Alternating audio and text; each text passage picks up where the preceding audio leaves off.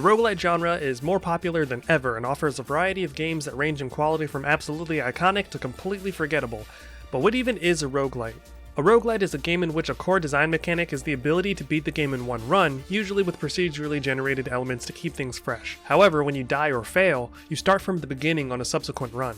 In a roguelite, there's meta progression that makes your runs easier over time, usually in the form of permanent power-ups or stat increases you can invest in. A popular example of this would be something like Hades. I'm going to be referring to the games in this series as roguelites since the term roguelike is one of the most argued over things and I don't have time for that. I also won't be covering the more popular titles like Hades, The Binding of Isaac, Slay the Spire, or even Wizard of Legend, unless it's a game I myself have not played yet. I want to try to find the less commonly known or popular titles to sift through the good, the bad, and the ugly to see what's out there and what's worth playing. If that sounds good to you, then join me in the first of many to come in a series I'll be calling Roguelite Roundup.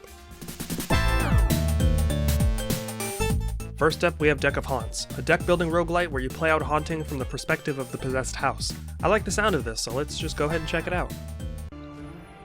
Okay, so our first game is Deck of Haunts. I actually received an email from one of the marketing team to check this game out, and it seemed like a pretty interesting concept.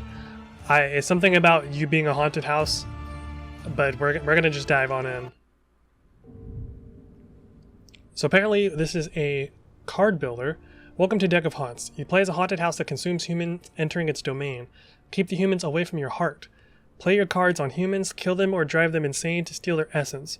Build rooms with essence to expand your strength and gain bonuses. That's interesting. I've never considered playing a game from the perspective of the haunted house. Night. During the night, you play cards from your deck to damage health or drain sanity of humans. So that's their tension, their health, and their sanity. Okay? Cards have action point cost, target, and an effect. So any room, damage 4, discard 2 cards. So we've got collapsing spaces, occupied room, so the human has to be in the room. Humans move to random adjacent rooms. Cost 2... I'm just going to say energy instead of action points, because I'm so used to playing Slay the Spire. Entrance room. Humans will enter, and if they are lucky, escape your domain here. Okay. So let's see what we got. Tension increases drain effects the more it builds up, decays over time. Chilling cold in an occupied room adds 1 tension. Oikophobia?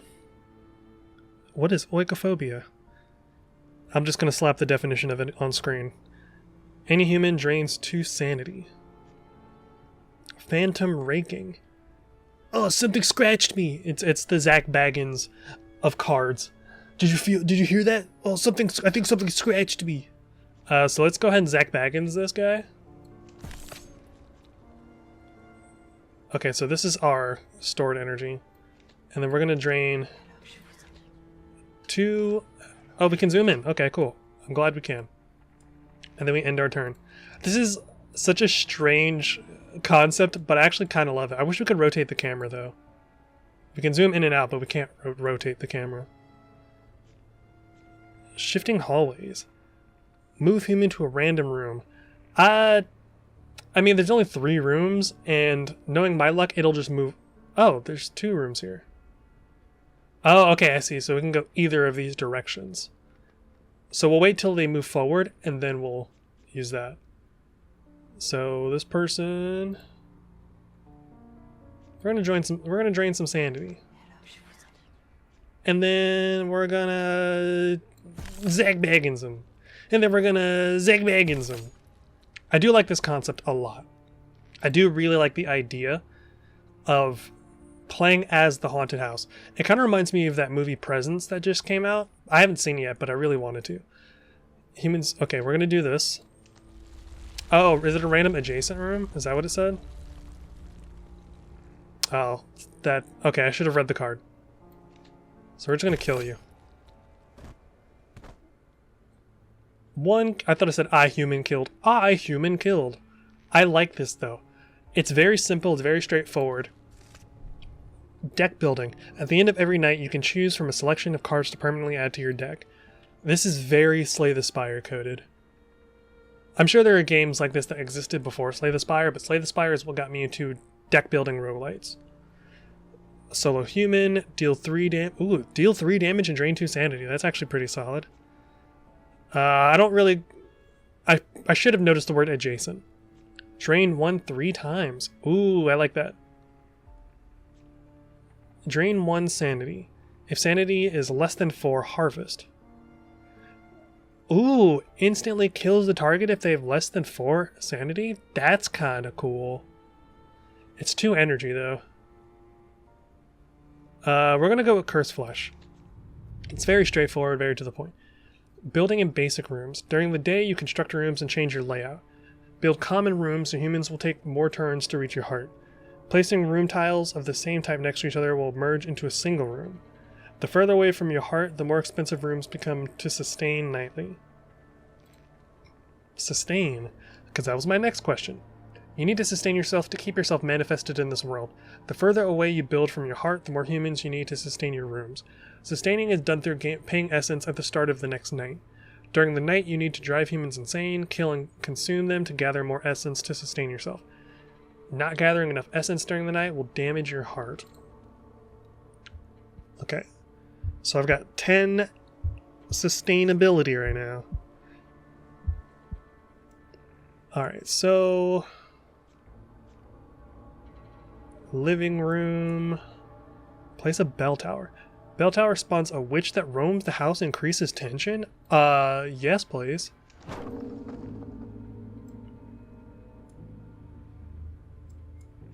We're gonna add a kitchen.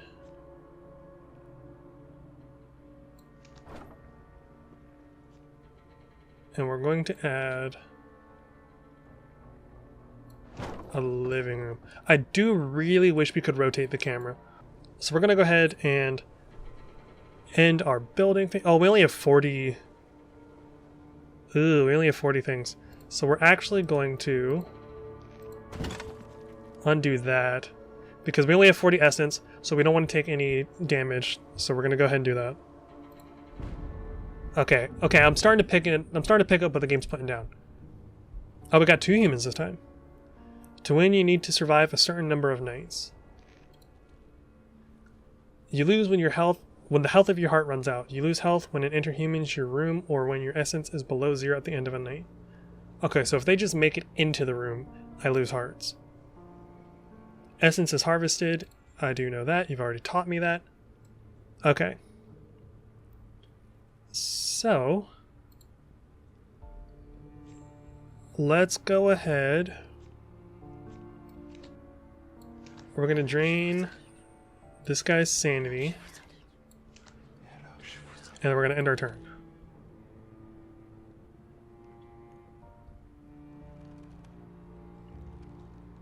Oh, there's the witch. She be witching. We're going to go ahead and just keep tormenting this guy. Oh, they have to be by themselves. Okay. Okay, I get it. So we're going to... it's not what I meant to do. Now she is way too close. We actually screwed that up superbly. So we have to try to kill her. I don't think we're gonna get to her. That's unfortunate. Oh, cool. So we're gonna go ahead and kill her. And then we're gonna keep draining this guy's sanity. I human killed. I human turned insane. I dig it. I'm actually really liking this game. Usually deck builders can be a little overwhelming, not in the sense that there's too many mechanics, but sometimes they get homogenous to the point where they don't really set themselves aside. Like nothing stands out. But I actually really like this concept, and I could see myself playing even more of this. This is interesting in terms of how you have to manage your resources, because you have to kill the humans, but you also have to manage your essence. So I like that. Pathfinder, traits. Humans can appear with traits. They are extra buffs or debuffs the humans can have. Hover over a trait icon to read its description. We'll enter through a side entrance. Okay. Luckily for you, I don't care. And we're going to add 1 tension. Tension multiplies the next drain effect. Tension has 3 tiers, times 2, times 3, and times 5. That all get consumed the next time a human gets drained. It also gets reduced by 1 after 2 turns. I'm not getting any touch. That must so that must be draining sanity. Oh, you're the Pathfinder. Okay. Well, you're by yourself, which was a mistake.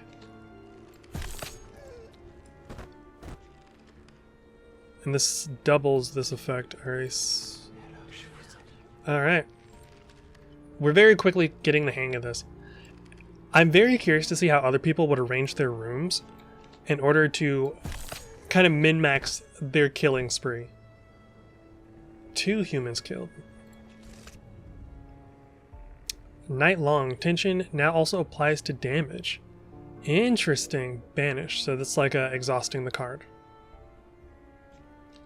Nail and splinter. It's a trap. Oh, affect a room triggers each round. I do like damage. We're actually just gonna skip to the build phase because I would like to add some more rooms. If we use the arrow keys, not the arrow keys, the WASD, nope, it just moves like this. That is kind of unfortunate. So let's go ahead and put a living room. Oh, I didn't want to do that. I don't want you to be one large room. Also not really what I wanted. Okay, so we've got just one person. A stonemason. A stonemason has entered your realm. These are humans with magical abilities, hunting for supernatural entities. They will head directly for your heart room. Once they enter your heart room, they will start a ritual that damages your heart every turn. Goodness gracious. Soothing. At end of turn, other explorers in the room lose 1 tension. Okay, so we gotta get him gone. We're gonna... He's got so much sanity. He's so sane.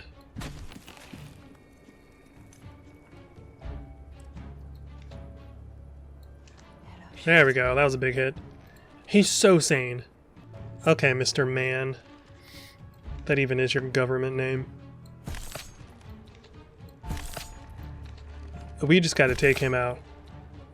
You're hunting for supernatural entities. There's a whole witch right in front of you, my guy.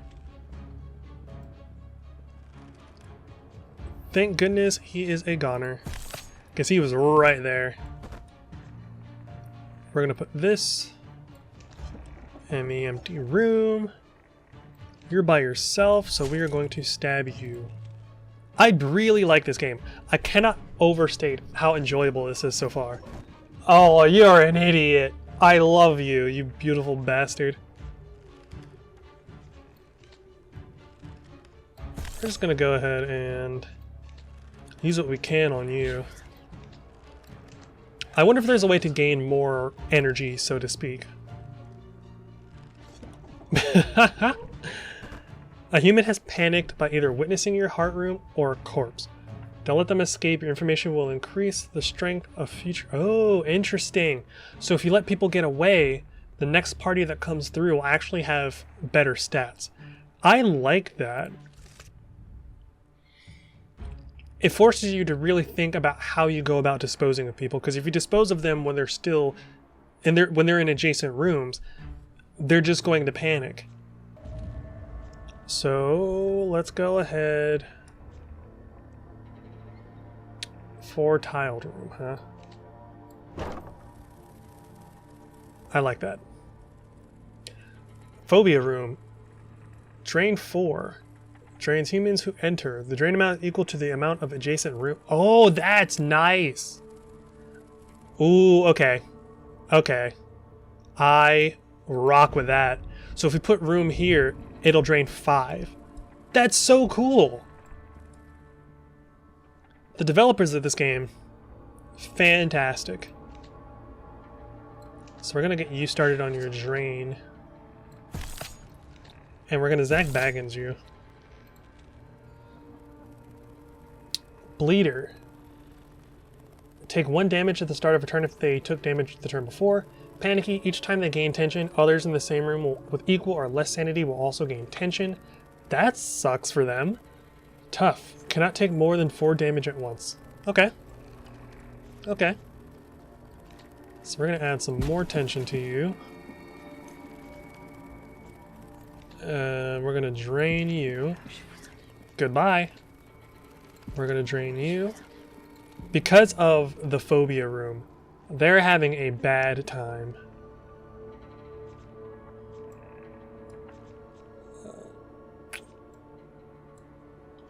The room has to be empty. So let's go ahead. I really want to use this trap. You still have 6 HP. You still have 4 HP. So we can, at the very least, take you out. And then we're going to do that. He's probably going to panic and start... Yeah, he's starting to run because we killed him in the same room as someone else. But you're an idiot. You fell for my trap. I was about to say, as long as he doesn't go back into the living room, we should be fine. So we're going to increase your tension, and then we're going to drain you, yep, which ends the battle.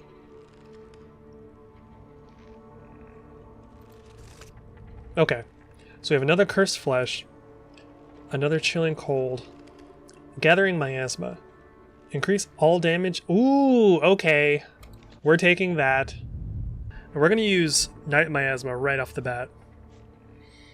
Okay, let's check out what we've got though. We've got another Bleeder, another Tough, Doctor's Bag. Every turn, a random explorer in the same room recovers 1 health. Don't like that. Frail, takes an additional 1 damage for each 20% of missing max health. That's interesting, I guess. But they still have very low max health, so... At end of turn, other explorers in the room lose 1 tension. Alright, so we're going to go ahead and use the Miasma. And then we're going to go ahead and increase your tension.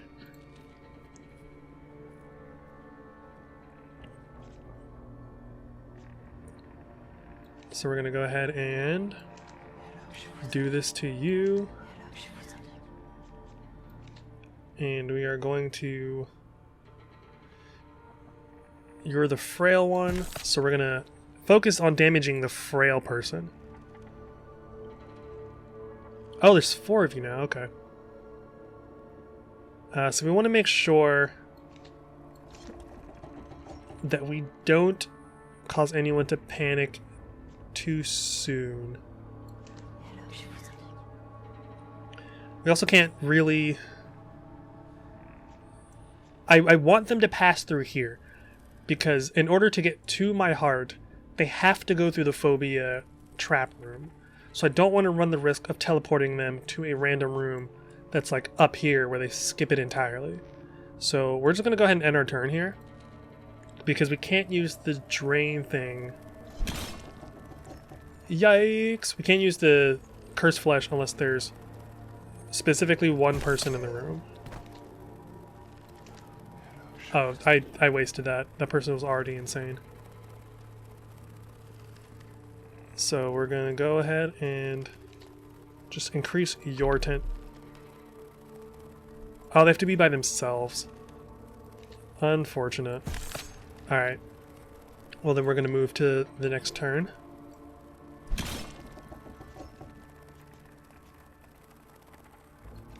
We're going to go ahead and increase... Oh, this doesn't exhaust? It just keeps getting strong. Oh, I thought it exhausted after you use it. That is sick.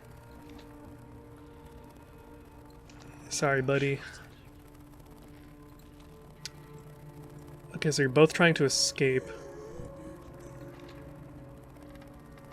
So I'm just going to kill you. I'm going to drain you. And that should do it. If we didn't have the ability to drain them or kill them, I would have just teleported them to a random room, because we want them to be trapped. Okay, so we have 2 people that haven't come in yet. So you're panicky. Max tension is -1. Oh, I thought that said max tension is 1. So you're both level-headed. You're panicky though. How are you panicky and level-headed? Those are diametrically opposed. Where's the other person? How are you all the way up here already? You entered through a side entrance. Is that a door? That is horse shit. Oh, I hate that. He's gonna go into the heart room. Or not? Okay, I don't understand what that person's doing. We're gonna increase the damage and drain on our cards because our cards do both of these now. You've got 10 max HP and 12 sanity left. You've got 5. Oh, this might just straight up kill you then. Oh, it didn't. Okay. This is tricky because you want to take the people out, but you also don't necessarily want them to start fleeing. So I gotta plan this out.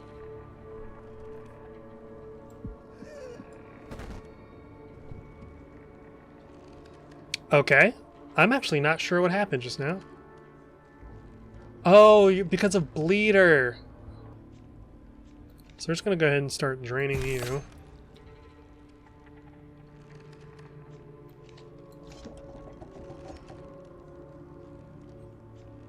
We're gonna continue. We're gonna kill that guy.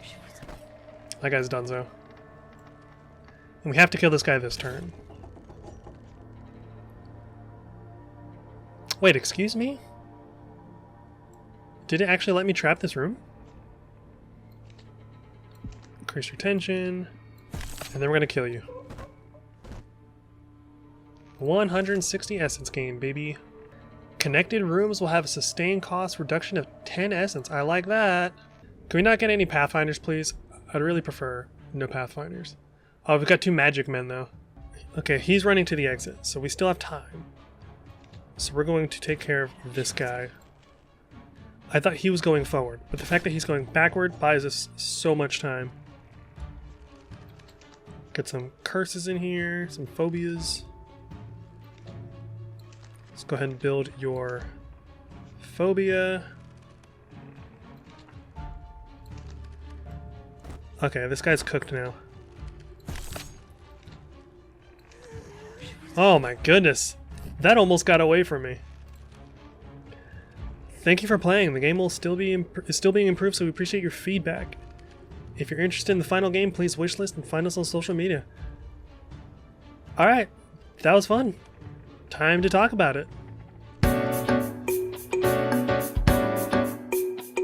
After a few more runs in this game, I can go ahead and say I'm looking forward to the full release sometime this year. Taking on a deck builder from the perspective of the haunted house trying to trap or kill its victims is such a fun angle. Having multiple ways to subdue a target, whether that be through damage or sanity, gives you more wiggle room in how you approach groups of people. I'm also a big fan of the ability to build and shuffle rooms around and make the house more labyrinthine in its layout. You're limited by the essence you have on hand, but it makes for some dynamic planning. For instance, I used to trap later in my floor plan to trigger the panic response in some of the NPCs, only for them to run back to the entrance and get hit with another trap and lose their sanity. It's a lot of fun figuring out how you're going to ruin these people's lives. My only nitpick with this game is the inability to rotate the camera. There's also instances where the controls will wrestle against each other if you're trying to use a mouse while you have a controller plugged in. Those aside, I'm looking forward to seeing what the devs push out in terms of a complete package, and we'll probably find ourselves revisiting this one in the future. Next up we have Dungreed, a 2D side-scrolling action roguelite. It gives me Rogue Legacy vibes, which I was a big fan of, so let's go ahead and see what this game is all about. The town is peaceful as it always was. Oh, I love this art style. This is too charming. I couldn't decide if I wanted to say cute or charming. A mysterious dungeon suddenly appeared to swallow it. Okay.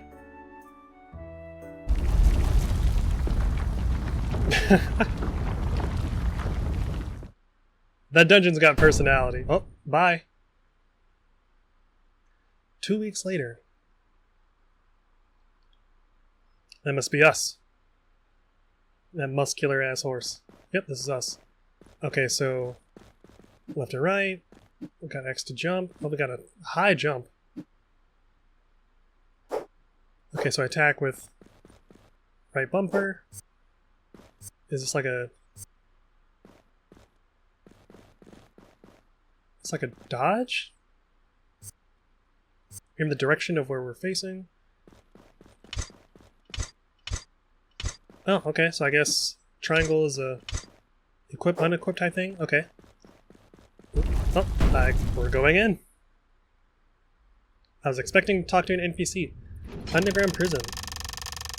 Voice from far away. What? This is the sound of an adventurer. Sent from the kingdom entering the dungeon to investigate the ruined town. Adventurer, come this way. Alright, so we've got gold, we can break barrels. Although those are more crates. I love how the tutorial says A because it's registering my PlayStation controller as an Xbox controller. Long jump. That's funny. Oh, long jump. Hey. I have to sneeze again. Jump down. Very Castlevania. This kind of reminds me of Rogue Legacy. Okay, so it is a dash. Okay, I like that. So we can do the dashes back to back, but there is a slight cooldown.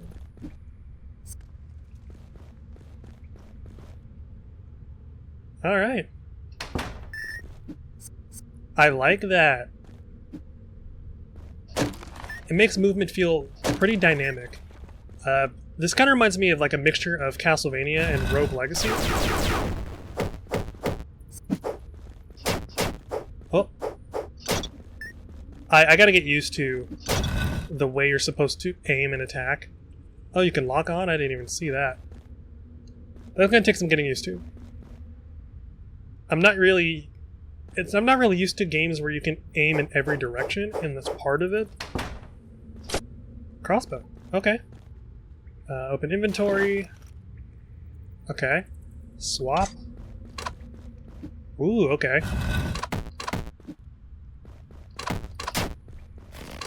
Okay, so the lock-on is exactly what you think it is.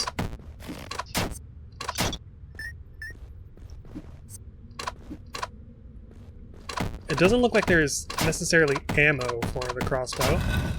So that's good, because Lord knows I don't want to have to find bolts. I just noticed the little map at the top.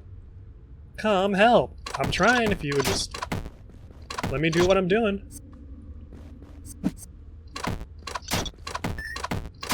Alright.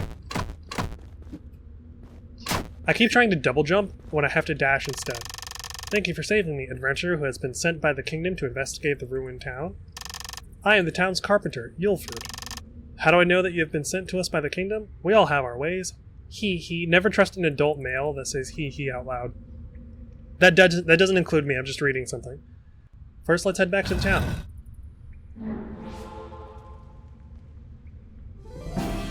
Adventure success!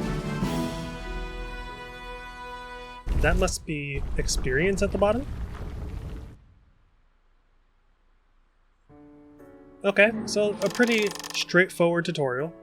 What a relief! You look confused as to how you got back to town.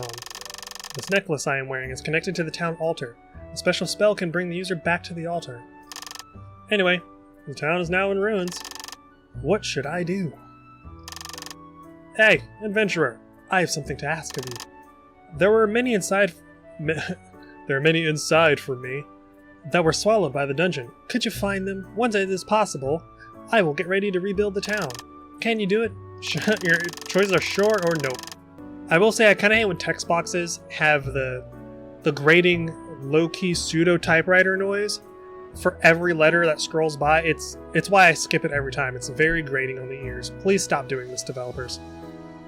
So full of chivalry, thanks a million. I wish you luck from here on. I shall give you this necklace. So now we can come back to town. By the way, I think that strange dungeon took your weapons. I've got a different way. My grandfather was the best blacksmith in town. Let's see, it should be right around here. Found it. I was wondering where I'd be, where, I said right. I was wondering where I'd be able to use this, but the time has finally come. I'm sorry, I promise I can read. Just not always, apparently. This is it, my grandfather's masterpiece, the short sword. There's a lot of those in there. Okay, so let's go. Okay. I was assuming there was a dedicated space to the dungeon, but I guess not. Okay, so this is kind of like the whipping around in Hollow Knight or Castlevania or Rogue Legacy. What's over here? I don't have the crossbow anymore.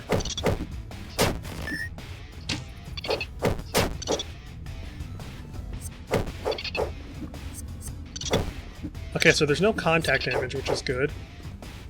Because I kind of hate contact damage when it comes to enemies.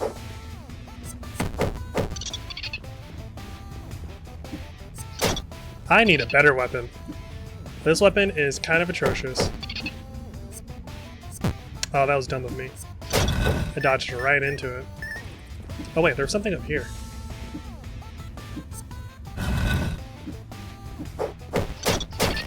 Okay, so from what I gather so far, it is just kind of you get. I'm so stupid there. It's just you getting locked into rooms. Okay, I thought it would be more. I know this is a roguelite, but I don't know why. Because of its design, I was expecting a slightly more Metroidvania, but it's very Isaac or very like Dead Cells, where you get trapped in a room. Charm of Madness. Plus 20 power. Minus 10% max health. Okay. Wait, what did that say? Makes you constantly feel like the nasty leeches are stuck. Ugh. But we should be putting out more damage now. Oh, who are you? Koblavina. You are an adventurer. When I was training to be a knight, I met many adventurers like you. Then Necklace. Well, that's one way of doing it. I'll see you back in the village. We saved Koblavina.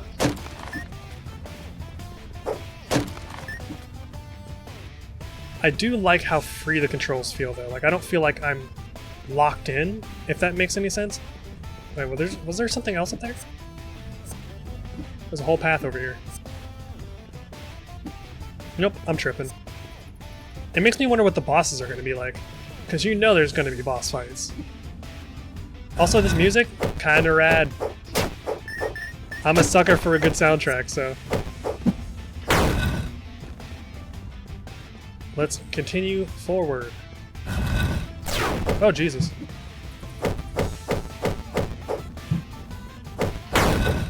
I was expecting more from that. We are hitting harder. They're dying much quicker, so... That plus 20 power is... Wow, okay, you guys got rocked. Are there like secrets or anything? Guess not. So, we probably should have just gone back to the other warp. Can I look at the map myself? I don't think so. We can only really look at the map whenever we are at one of those frog things.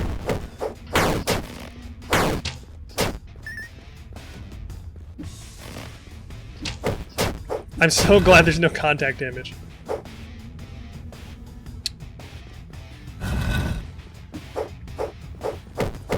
Can you not?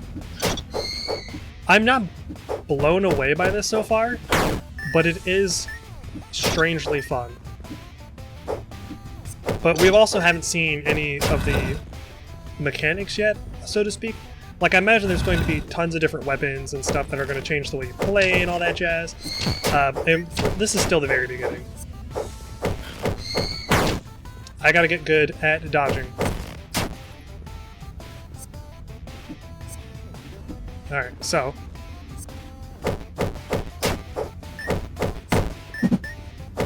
Our dash to damage. That's cool. I heard there's a chest. Something good, please? There's a spear. It's way slower, but... What is the damage? So this does 8 to 10 damage, 3 attacks per second, 13 to 20, plus 50% dash damage, but way slower. Much slower. Let's give it a go, though. Okay, that dash damage just kind of destroyed that guy. Did I hit multiple times just now? If so, that's kind of a game changer. And that plus 50% dash damage is huge. You know, I'm kind of feeling this. It's simplistic in a way that doesn't force you to overcomplicate the way you play. And again, this is still the very beginning. Whoa, okay. I was not expecting a dash out of him. I'm level 5 now, though. That's what's up. Okay, so we're gonna do another run, because I feel like that was my B. I saw you go in the dungeon. Why are you here? So there's like a full story involved with this, huh? I don't know what to say. I didn't think you were like that. You think we have time for a nap? Literally always time for a nap. You lost consciousness and woke up here.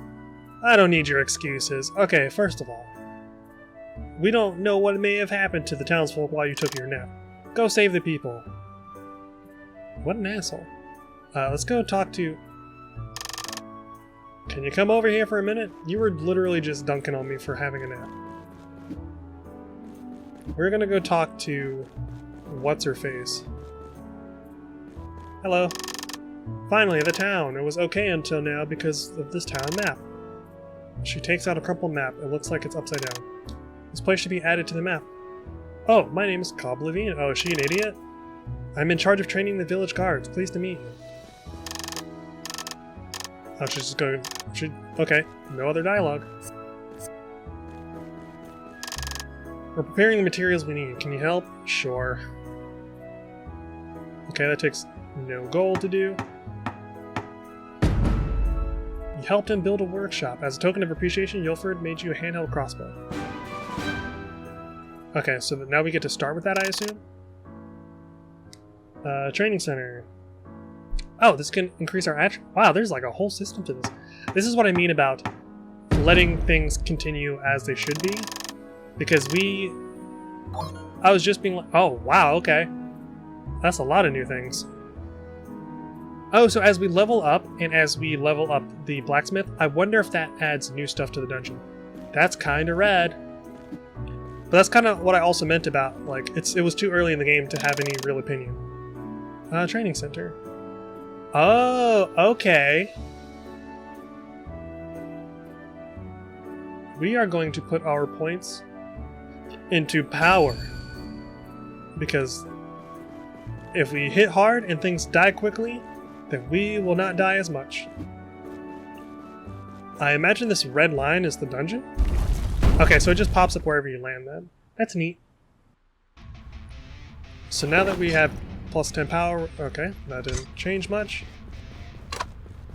But we've got a gun.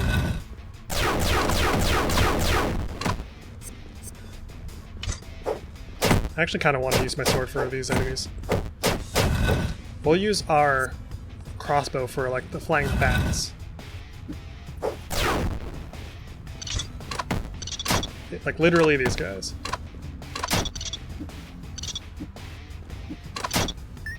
Can you... Thank you kindly. That was very generous hitbox on that door, because I did not think I made that.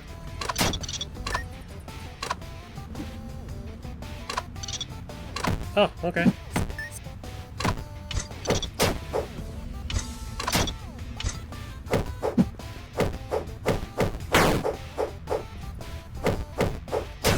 Cool.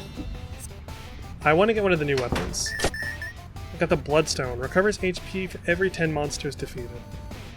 I mean, that's handy, but it's not incredible. That was almost super bad, because I keep thinking I have a double jump. What is this? My name is Horika?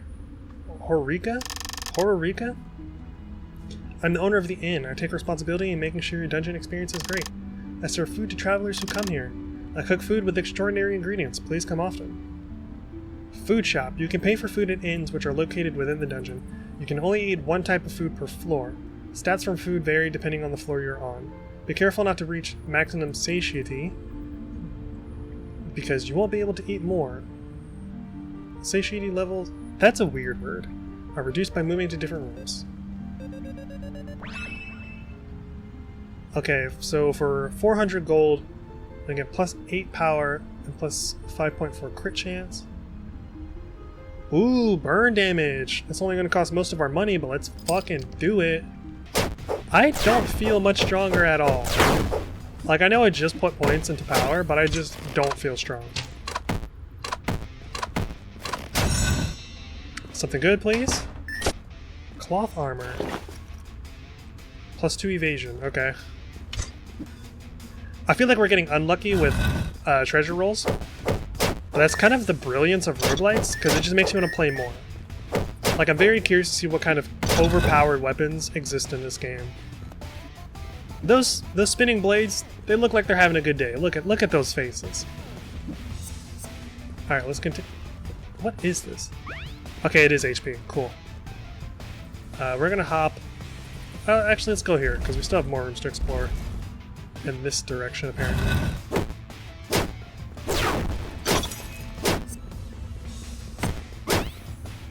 Is there... Nope, just a room with monsters. Which I'm not mad at, because we do need gold in order to be able to do everything we need. That thing two-shotted, okay. And the reach is crazy. I know it's a spear, but I was not expecting it to have the reach of it.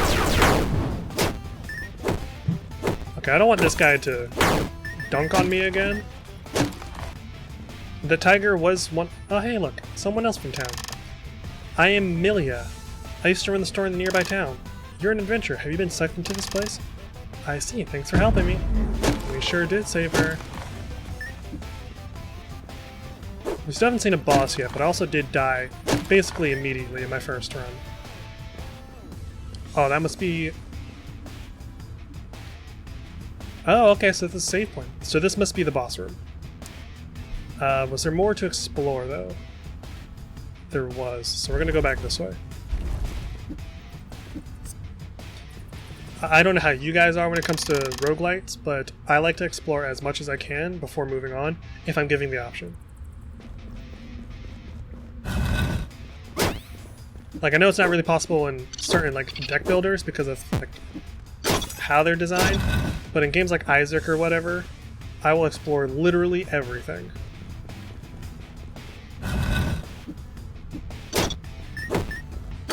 Get away from me, harlot! Oh, it just... I wonder if there are any bosses. Oh, yeah, here we go. Belial. Oh my god!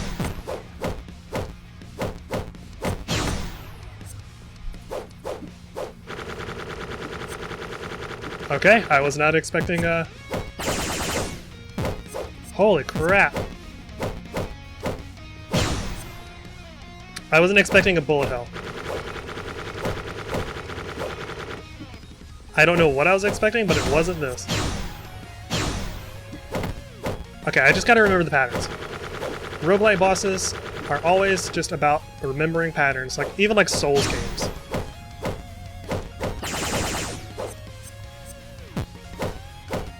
We got this. Now's not the time for my eye to start itching.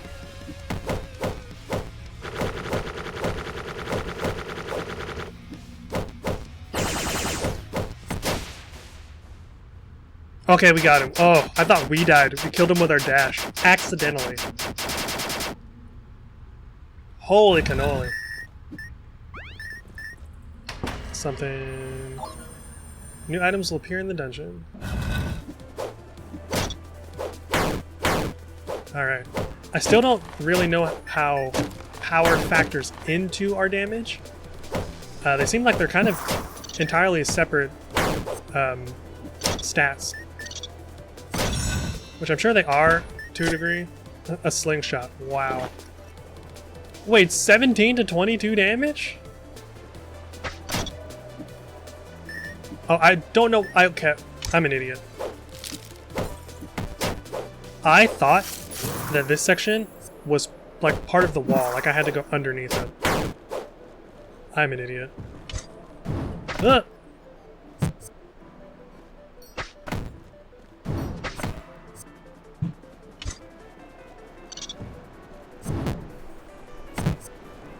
This guy is not going to be the death of me twice. I refuse to let that guy kill me twice.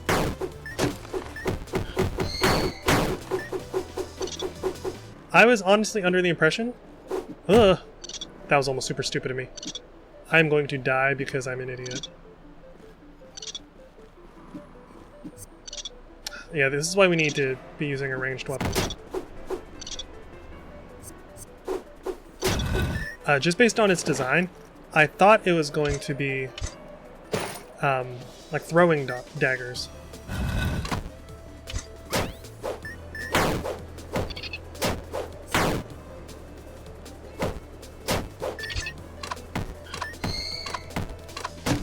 We're just gonna go ahead and keep our distance.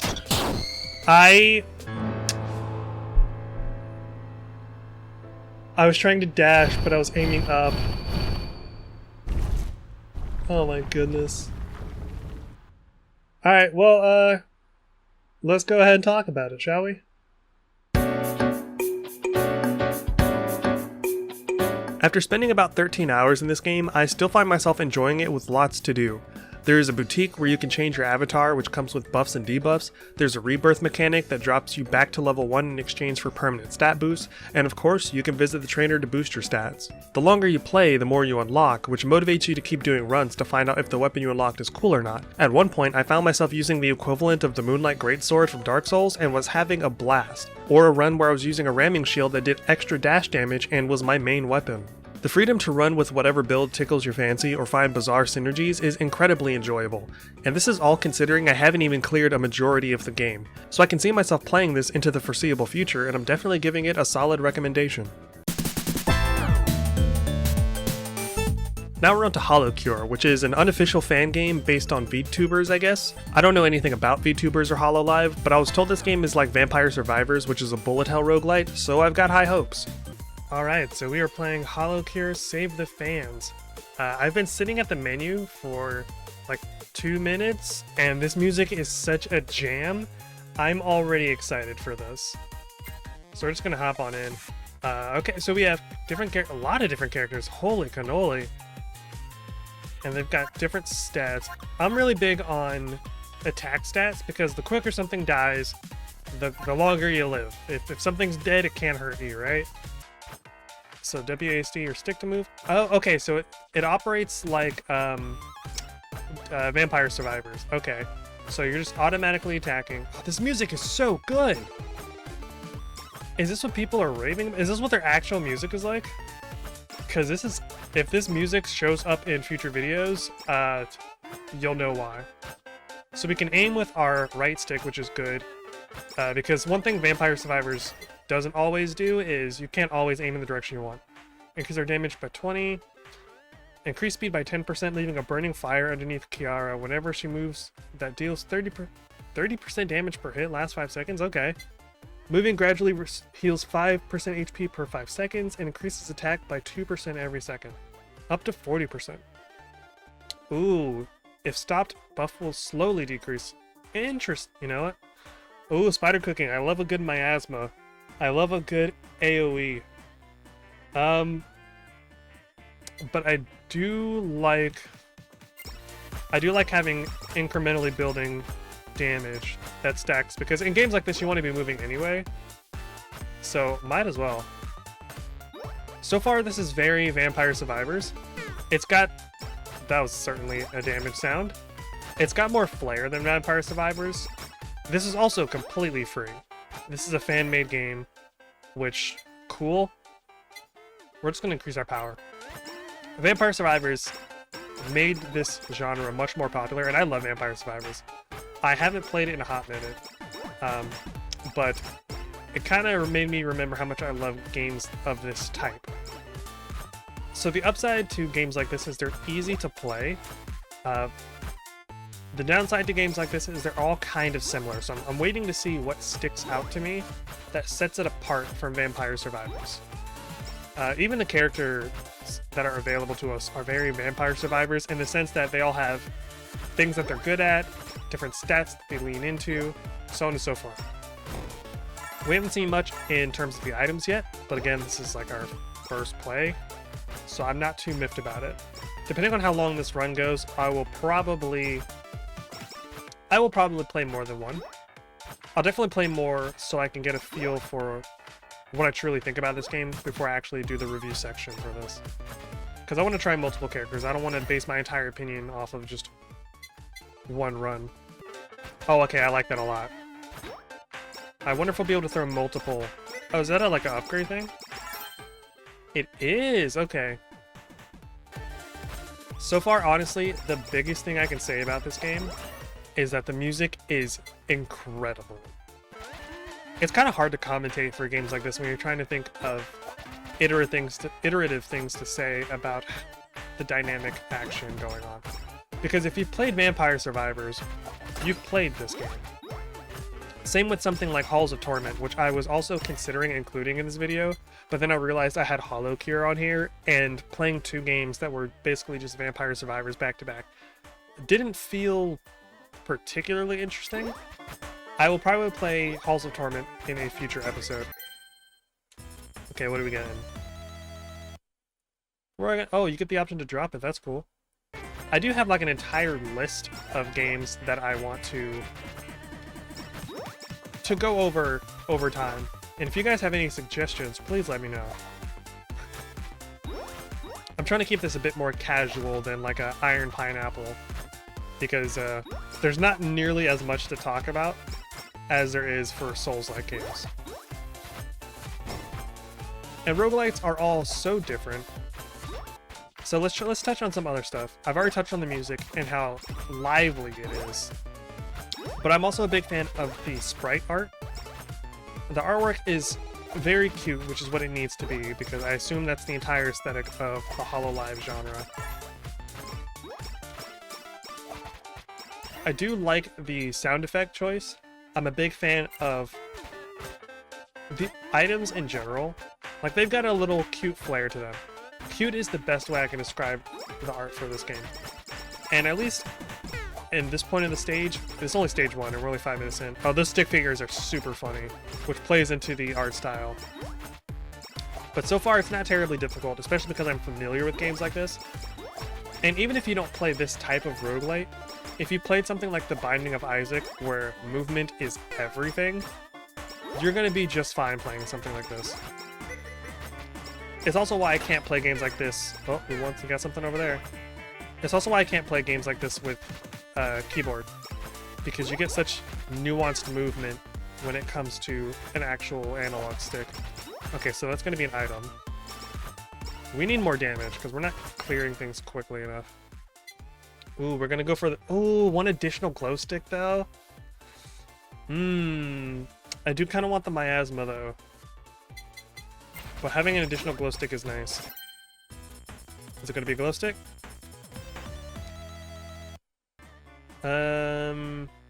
That's a weapon.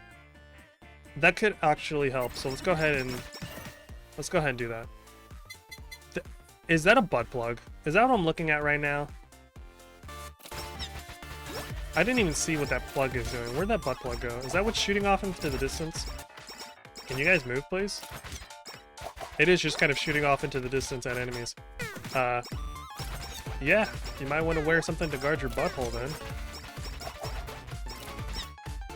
Does that guy have a baseball bat? Good for him. Honestly, if someone was firing butt plugs at me, I'd want to bring a baseball bat to the fight. So we're gonna pick up some gems. Part of my habit is I tend to circle around the gems, because as we've seen in this game, as well as exists in Vampire Survivors, I'm sorry that I keep comparing this to Vampire Survivors. It's just the closest, most popular analogy that I know a lot of people in the gaming sphere can wrap their heads around in terms of comparisons, or at least equivalents. But in Vampire Survivors and in this game, there's a colored gem that will cause all of the gems that have dropped in the game to come flying to you. So I don't always feel the need to pick up the gems when I know that eventually I'm going to come across one of the gems that'll bring them all to me anyway. But that does mean that our growth is a bit stunted.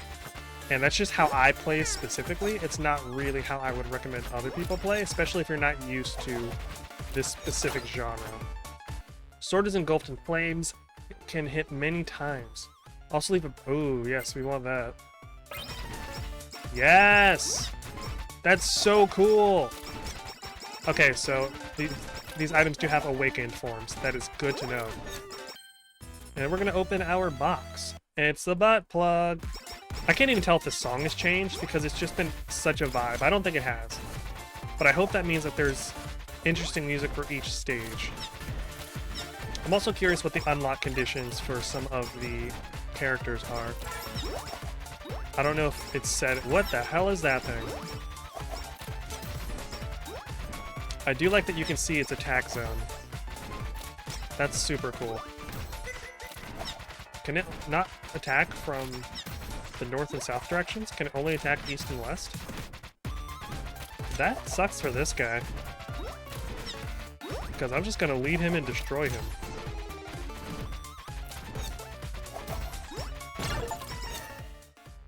That was an aggressive sound. The controls are as simple as it gets because you don't attack consciously. The game handles it for you. Literally all you need to do is worry about your movement and your directional aiming. Everything else, just like Vampire Survivors, is taken care of itself. Although this does have the upper hand on Vampire Survivors by allowing you to choose what direction you're attacking. There aren't any items in Vampire Survivors, if I remember correctly. Or maybe there are, and it's been a while since I played the game. But there aren't too many items that allow you to choose what direction you attack in. Specifically with your main weapon. I'm pretty sure all of our other attacks are still going in random directions. And then we're going to open our Amazon package, and it's a butt plug. Which doesn't even surprise me that Amazon has in stock. This is kind of the long and short of the game. I don't really know if there's much else I need to say. So I'll probably do some runs on my own after this. And then I will go ahead and do a review. But as far as I'm concerned, if you like this, if you like what you see so far, check it out. Okay, we seem to have hit the standard wall in runs like this where you're just kind of slowly chipping away at enemies while damage builds up and killing time until the big bad shows up. I'm hoping that the big bad is the 20-minute marker and not the 30-minute marker. Oh. Okay, so this must be the big bad. Okay, so they're boss fights with mechanics. Can you stop floating through the air so I can... Okay. Oh boy. I love her design though, she's adorable. We hemorrhaged so much HP just now. We gotta keep looking for these burgers, man. We've already been at this fight for 2.5 minutes. That's a long time to be fighting a boss in this style game. Okay, she just died. Holy shit. Alright, well, I'm gonna do another run on my own, and then I will get back to you guys with a brief review, so I'll see you in a moment. I'm always a fan of games of the same genre as Vampire Survivors, especially when they're done in an enjoyable way. While HoloCure isn't going to revolutionize the genre or anything of the sort, if you enjoy Vampire Survivors, you'll enjoy this game too. For a fan game, this is incredibly well put together with a level of polish you typically don't see from too many fan games. I'm not sure how big the dev team for this was, but I tip my hat to them for their work. While I don't know anything about HoloLive or its fandom, it's very clear that this was a passion project meant to be a love letter to the IP. There are tons of characters, each with their own distinct playstyles, upgrade paths, and signature attacks, so you'll never really feel like you're just doing the same thing over and over. You unlock more characters via an in-game gacha system that uses coins you gain from runs, and if you pull the same character multiple times, the character gets stronger. A fun touch is that as you unlock characters, they show up on the main title screen. The music in this game is probably the best out of all the games I'm covering today, and I could see myself listening to it outside of the game itself. In terms of gameplay, being able to determine the direction of your main weapon attack goes a long way in giving the player agency over their survival. And while you're not boxed out of trying stages as you unlock them, it's nice to see that there are recommended stat levels to prepare you for the difficulty. Lastly, I found myself loving a lot of the creature designs. A lot of them are the standard fare when it comes to fantasy monsters like skeletons and lizard people, but then you have goofy things like angry chickens or just straight up stick figures. At several points, the game got a good laugh out of me simply by way of goofiness. I don't really have any gripes with this game. It's incredibly simplistic, but that's exactly what this specific subgenre of roguelites does best. This game is fan-made, like I said, and totally free, so you should definitely check it out.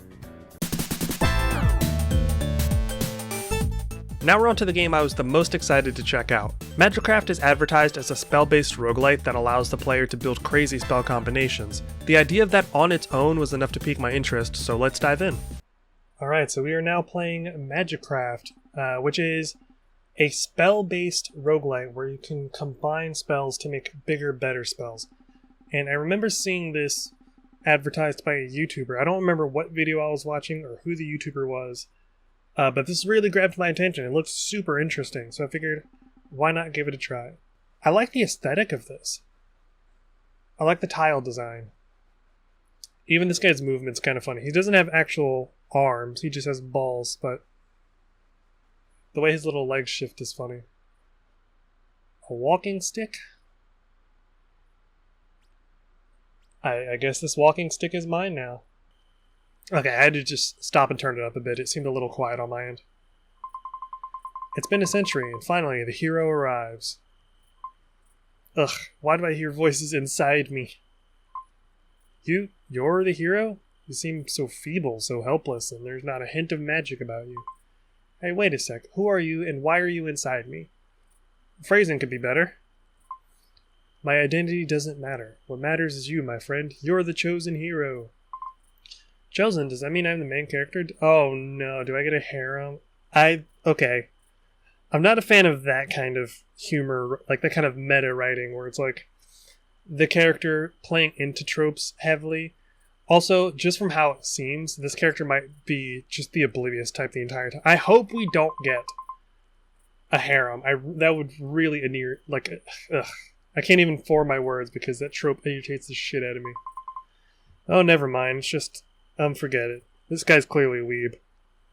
If I'm the main character, then I demand that you send me back home. I still have dungeons to conquer. Hero, you're now in a world invaded by ancient gods, where even the fabric of time and space is disrupted. That might be why you're here. Going back to your world won't be easy, but if you can defeat the ancient god, perhaps you can find a way back. Since I'm the main character, what's there to worry about? Lead the way. I kind of hate that he keeps referring to himself as the main character. Like, it just... Ugh, I don't like that energy.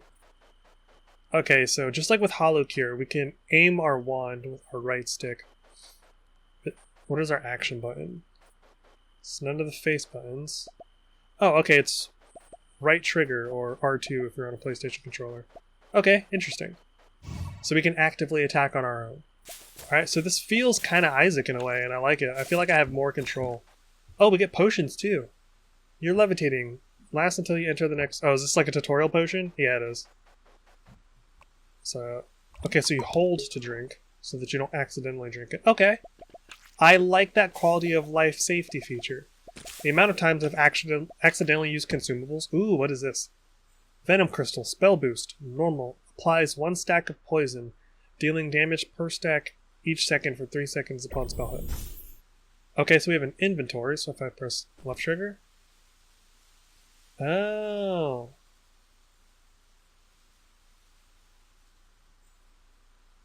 Okay, so it seems kind of jank control-wise on the controller, so I guess I'll just use my mouse to move it. Oh, now we're doing poison. Okay, I really like the way you combine spells for this. Because literally all we've done is add a booster to our normal spells, and we're doing poison damage. I wonder what crazy combinations you can make. This used to be the mage's garden for meditation. Now it's just ruins and these crazed monsters. I hope I don't lose my mind. The crystals dropped by these monsters can be quite useful. Collecting them might enhance your feeble mana. Sounds a bit odd. Okay, so we'll pick up these. Go to the next room. Okay, so I guess I just have to...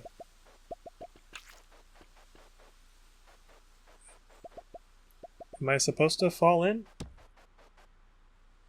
Oh, okay. So it was waiting for me to... So do this. So what does this do? Spell duration plus 2 seconds. So I imagine that means our spell will exist on screen for 2 extra seconds? Yeah, that seems to be the case. Well done, you're learning quite fast. Remember, spell boost usually goes to the left of the spell projectile, so the spell boost can... Okay. So, if we look at our spells, so these are spell boosts, and these are our actual, like, spell projectiles.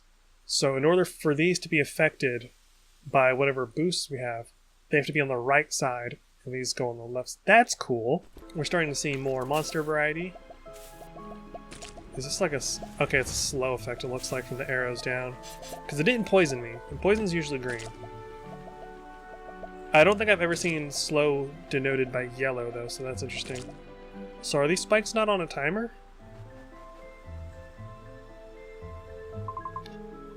Sure, this world's crawling with monsters, but there are still relics left by past adventurers. See that shiny thing up ahead? It might give you a nice boost. Check it out. Fingers crossed for a super secret rare. Ugh, god. I already hate the dialogue for the protagonist. Choose one relic. Increase damage dealt by 1% for every 3 coins you have. I have 0 coins. MP regeneration plus 2 per second. I kind of like the idea of that. Because I imagine the blue bar under our health is our MP. And we're going to start coming across spells that require more MP. Max HP plus 20. Body size. I don't really like effects that make your character bigger because it makes your hitbox bigger. So we're going to go with MP regeneration. Okay, I was just about to ask, I wonder if rooms have multiple waves of monsters, or if it's just you see what you get. And it seems like it's multiple waves of monsters, as just indicated by the spawning of those creatures. I hope that's not necessarily the case for some of the later areas, because in games like these, when you have a room that can spawn multiple waves of enemies, that can be super discouraging. Permanently increase max MP by -5.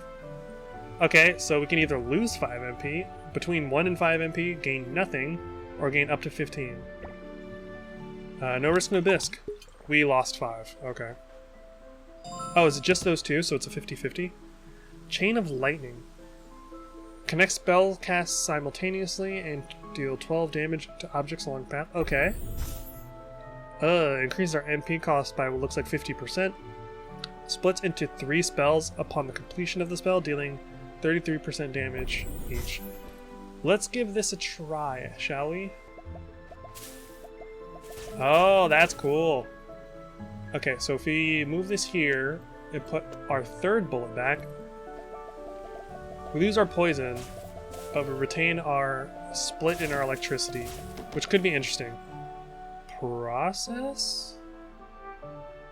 Let's see what process is. Randomly transform spells into other spells. Oh, but it costs coins. Okay. What is this? Combine 3 identical spells into 1 advanced spell. Okay, that's good to know. I don't have any money. HP boost is always good for games like this. Where am I on screen? There I am. Oh yeah, we're cleaning house with this now. The split is causing us to spend much more MP, but the damage output is so worth it. What is this? If this looks like a Isaac spike chest, we'll probably take damage opening it. Yeah, we took 10 damage. Oh, we got a relic though. Relic options plus 1. Considering there's a relic room right here, might as well. I'm so excited to see how crazy these get. And I'm pretty sure we're not going to see every spell right in our first run, because I can't imagine every spell is even unlocked yet. Watch out, there seems like there's an unfriendly character up there. So this must be like a boss room or something? It has to be a super secret rare this time. If you're a developer, please stop writing characters like this. It's never funny. It is literally never funny. SSR? What's the obsession over SSR? What is it? Super special rare cards in games. Don't you play mobile games? Yeah, don't ever write characters like this. It's genuinely super annoying. Okay, so it is a boss room. Oh, jeez. Ah, jeez. Why does this music sound like a WWE intro music? Or like early Doom music in a way.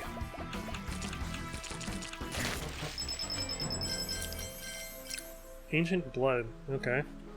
That's a new resource. Ooh, we get a new wand. Okay. What is this? Simultaneous casting +2 for each additional spell cast simultaneously. MP cost 78%. So our MP cost goes down. Scatter +10 degrees. I don't know what that means. Automatic Navigate. The spell tracks the target within an angular velocity of 12 degrees per meter. That sounds interesting. Let's grab the Elderwood Cane then. Oh, shoots all three at once. Okay. That's gonna be hell on our MP, but... Oh, it's nice to see that enemies take damage from traps. That is actually pretty uncommon in roguelites. I really like the feel of this game. I haven't said much about it yet, but the handling of this game, like the way the character feels when you're moving, is actually pretty good. Okay, classic trope on this enemy where when they're hiding, you can't deal damage to them. Good to know. I hate characters like that, well, enemies like that, but, you know, it's good to know they exist. Why was that being pulled toward me? Grant invisibility for 12-second attacks won't reveal you. Oh, okay. Ooh, okay, we got our first upgrade. I guess our second upgrade, but... Increases to 24 damage along the object's path. Nice. Okay, so it just takes it to a better version of itself. That's good to know. Max MP of the wand plus 40%. That's good. What's funny about this game is that it's super simple to pick up. Like, we have the briefest of tutorials, and I'm already like, okay, yeah, I understand what I'm supposed to be doing. I don't need refreshers, I don't need to be reminded what the icons are. Everything's kind of self-explanatory. What the hell? Oh, I'm poisoned.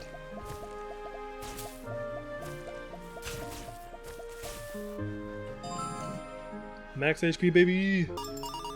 Okay, so this must be like the big boss. So we must have come across like the mini boss then. I do like that our outfit is like we get cosmetic changes for our relics. That's what I'm trying to say. If my brain will put words together, good. Poison the spider's egg. You know what? I wonder if this game kind of took the Isaac approach. Uh-oh. Where if... so we slow down if we're casting spells. Got it. I wonder if this game took the Isaac approach, where if you avoid taking damage, if you get some sort of bonus.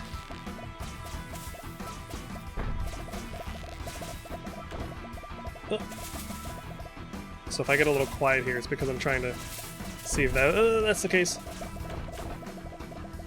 When I'm running from that, I don't want to be casting spells. Because casting spells reduces our movement speed. And we want to set the poison. Get away from me. Ooh, I'm right. Okay, okay. So that must be like a deal with the devil room. Good to know. Who knew playing so much Isaac would pay off? Some Scarlet Relics. Okay, so they're called Scarlet Relics. I'm literally always going to call it a deal with the devil. It's rumored that only those who defeat monsters without a scratch get to see it. Okay, cool. So we actually get, like, told that's the reason why we got it. Nice to know. But you can't just grab it unless you're strong enough. Yeah, I see that it costs HP, just like a deal with the devil. After defeating a boss, a Scarlet Relic room will always appear. That is literally Goathead. Wand of Convergence. Simultaneous casting, MP cost reduced, crit rate minus 30. You know, that's fine. Okay, so now we can test out these things. So let's move these because we have just enough slots for these. So we have 95 MP right now. Oh, okay, yeah, it jumped up to 133. We have 16 regen per second, so we should have 20 now. Yep, okay, cool. Good to know. So it looks like there's 3 areas. Okay. You're quite the trooper making it through the forest. Hope you find it just as easy here. Where are we? This place looks like a fortress. Yep, it was humanity's last stand against the ancient god. It stood strong for decades against the onslaught of monsters, earning the name Eternal Fortress. But with dwindling supplies, the monsters eventually overtook it, and they're still lingering around. What a waste. They don't even know how to use pillows? Okay, that joke doesn't... Maybe I was just reading the dialogue too fast, because that joke made no sense to me. Because our casting interval is so low... Oh, okay, you're like Undead in Elden Ring in Dark Souls 3, where... Well, I guess just Souls games in general, where you gotta double tap after you kill them. Alright, that grants invisibility. What is this? Oh! What is that? I guess it must be like temporary hit points or like a shield or something. It was shaped like a shield, so that's what my assumption is. I do like that enemies can trigger traps as well. That is so nice, because there's so many roguelites out there where you are literally the only one that gets annoyed by traps. Spell duration, we've seen that before. Butterfly. Number of casts 3, damage 10. Okay, what is this? Ooh, okay. I want more of those butterflies then. Okay, those butterflies are putting in work. Because they don't disappear when we cast another one, so... You could just fill the screen... Oh, I wonder how many spells... I wonder how many spell combinations create screen clearers. Ooh, I wonder if you can ruin your fucking... brain, please. I wonder if you can ruin your frames per second. I'm taking a bunch of terrible damage. Because I'm getting so caught up in the what if. And those butterflies just keep propagating. 11% chance to dodge attacks, okay. The crit one, the potion one. Increase all damage dealt by 20%, yes please. Okay, what is this? Oh, it's a wand. Okay. The wand spear. The wand will auto battle for you. Rain Mempi. It'll auto battle for you. What? Oh. Oh. I don't know how to describe. It's weird not being in control, but watching stuff still die. I'm sure there's a disgustingly strong build for this too. Absorb all HP. Increases max HP by 50 after absorbing 70 HP. Okay. This seems like a risky one, but we're gonna go for it. So it seems like for the time being we won't be doing any healing.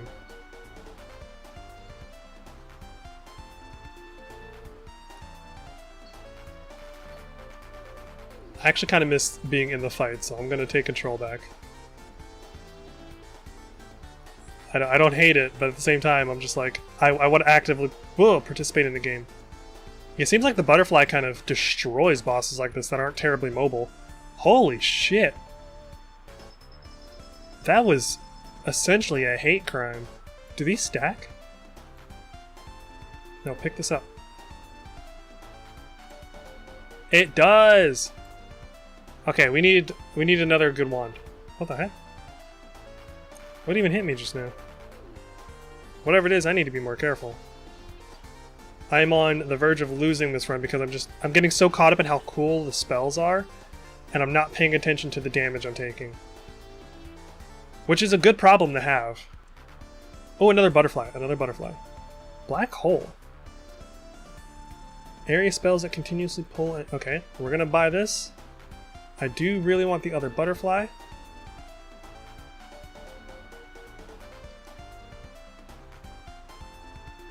And we're going to buy this because I want to test these spells. So we're just going to test these one at a time.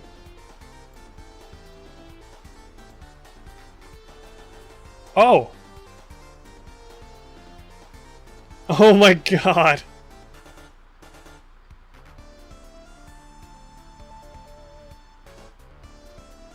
Okay. That's neat. What is this then?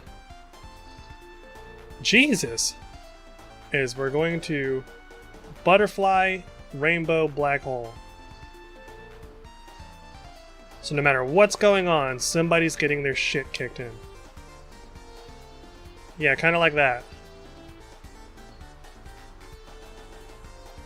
That basically just erased things before they could even do anything.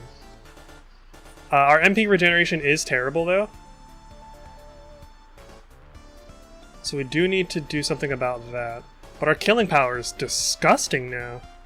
Obtain a random treasure chest. We can't even open it! Charge mode. Hold the shoot button to accumulate spells up to a maximum of 6 times. Okay. We have to try that. It consumed all of our MP. Oh, it still stacks? So, was that 4? 5? I'm almost horrified to see what's about to come out of this. Holy shit! Look at that. Incredible.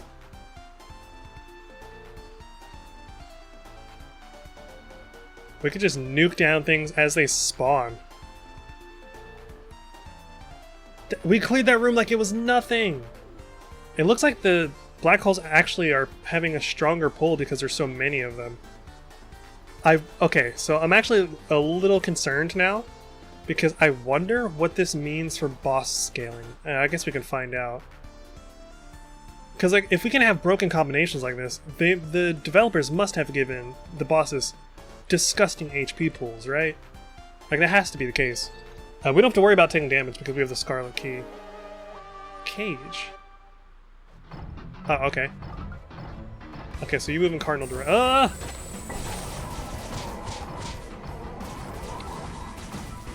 Well, it's a good thing we don't have to worry. Oh, hello. I got stuck against the wall. That didn't seem fair, that it was able to still... It wasn't even, like, in contact with my character. Why was it able to still hit me like that? What is... Okay. I wish I could move effectively while I was casting. Oh, okay. Thank goodness for black hole and such. Let's see what the casting time for this is.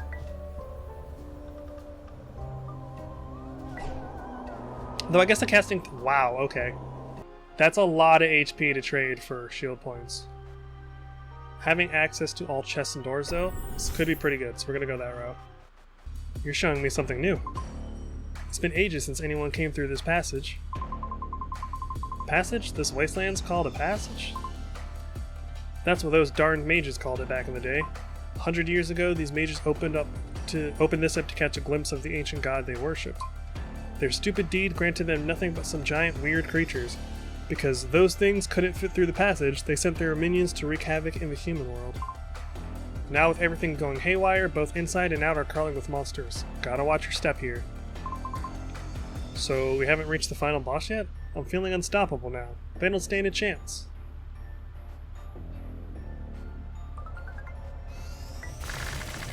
Excuse me, what? Excuse me? Oh, this song is actually kind of fucking good.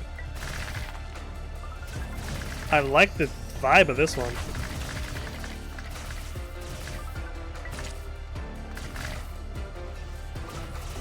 Honestly, this one might end up in a video too. This track is actually kind of legit. Okay, so this isn't putting in nearly as much work as the butterflies, which themselves weren't putting in nearly as much work as the combination of, oh Jesus, of butterfly and black hole. Oh god, okay, I need to get away from them so I can switch back to the butterflies.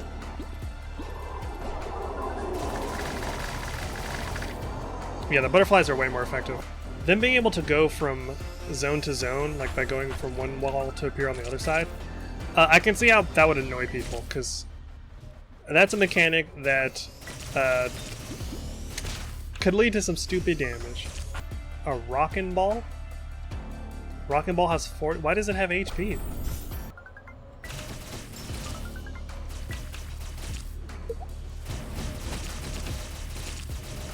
It's actually kind of working out beautifully. Holy cow. And all the ones that aren't destroyed immediately spread into other butterflies. Okay. We're actually kind of cooking. If we could just cover the screen before the enemies have a chance to destroy... Oh, shit. I don't know what that guy was, but he got cooked. Mini boss.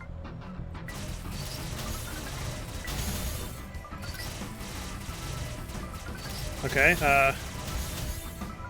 there's so much going on that I cannot see what he's actually doing. Okay, I need to run from that thing.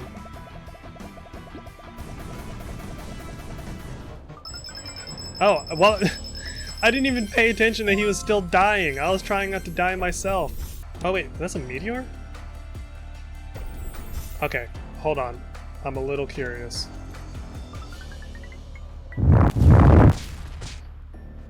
Okay, that was a terrible idea. Good to know that I would be punished for my own hubris there. The indescribable. I don't know, this seems pretty describable.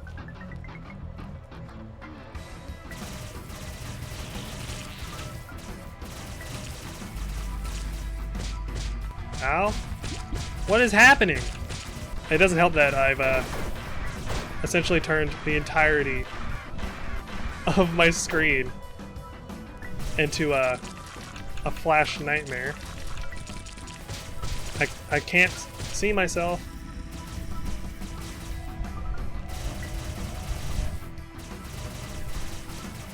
Oh man, this confusion movement's gonna fucking do me in.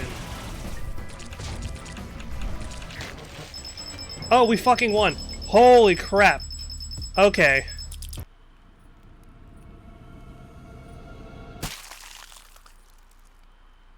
Oh my god. Is that a tentacle girl? What is this outfit, dude? Like, oh my god, yeah. Is the developer just trying to build a chibi harem for himself? Cause come on, what is this? It makes the harem joke in the beginning way worse. Here, I heard you saved me. I hope my current appearance won't frighten you. Seriously, what could be cooler than a tentacle girl slur? That's fucking gross, dudes. Keep your kinks out of my video games, man. Yeah, even she was just like, bro, what the fuck was that? Oh, okay, so this is how we get new spells. But I don't have any of the core things. What do you do? Ever since you rescued... I'm also standing way too close to this woman. The monsters in the forest have grown more hostile. Something seems to be stirring in the distance, affecting the creatures of the world. Please be cautious when venturing out. Oh, I thought she had more dialogue. We can increase our wand slots? Yes, please. What is this? Oh! Okay, I got like a customization? I hate that with everything inside of me. Not really interested in that. This guy is kind of cool looking. You know what? Let's do it. Alright, so I'm gonna do another run, and then it's review time, so I will talk to you guys momentarily. All I can say about this game is wow. Since the time of recording, I've dropped about 40 hours into Magicraft and never once got bored or felt as though I'd seen everything. This game's biggest strength is the frankly ridiculous but deeply satisfying interactions spells can have with each other. If you're not sure how certain spells will play off of each other, just try it. It'll either fail to work the way you thought it would, or it'll work way too well. I've heard from a friend that the spell system is like the game Noita, but I haven't played that yet, so we might cover it in the next entry. The barrier for experimentation is also very low since it doesn't take terribly long to unlock every spell, or give yourself extra wand slots. The game is very much designed with the player's fun and freedom in mind. If the gameplay I showed earlier felt too easy, you'll be happy to know that upon completing a run, a higher difficulty becomes accessible to the player, up to a difficulty of Nightmare 2, which remixes some enemy placement, increases their HP and damage, but also rewards you with more resources. There are even different outfits and avatars you can sport that change up the way you play the game a bit, or start you with different equipment. One of my favorite cosmetic avatars is the frog, who ribbits when you take damage. I do have a couple of gripes with Magicraft though. First is definitely the writing, particularly for the main character. I'm never a fan of this style, where the dev is poking fun at cringe behavior like this, because even though it's a joke, it's still very cringe. Pointing out the joke doesn't itself create an adequate joke, unless you're an incredible writer, but that just doesn't seem to be the case here. Second, and more concerning, is the balance of boss HP in the later areas. I can only imagine how tricky it is to create a threatening boss that doesn't just get immediately erased by a ridiculous spell, but I think the devs leaned too far in the direction of Damage Sponge. It's at its worst in the final area of the game, which is a boss gauntlet followed by a multi-phase final boss. Once you get beyond the third area, boss fights feel less like a test of your ingenuity when it comes to spells as well as your moment-to-moment gameplay, and more like a crippling endurance test meant to immediately wall your progress. Tweaking this is likely way harder than it appears, but I do think it needs to be tweaked. Regardless, this was far and away my favorite game on the list today, and if you were to pick up anything today, this is the game I'd recommend the most. The devs are still updating it, with a decently sized update being pushed out in late January, adding new spells, mobs, and bosses. Give it a go, and thank me later.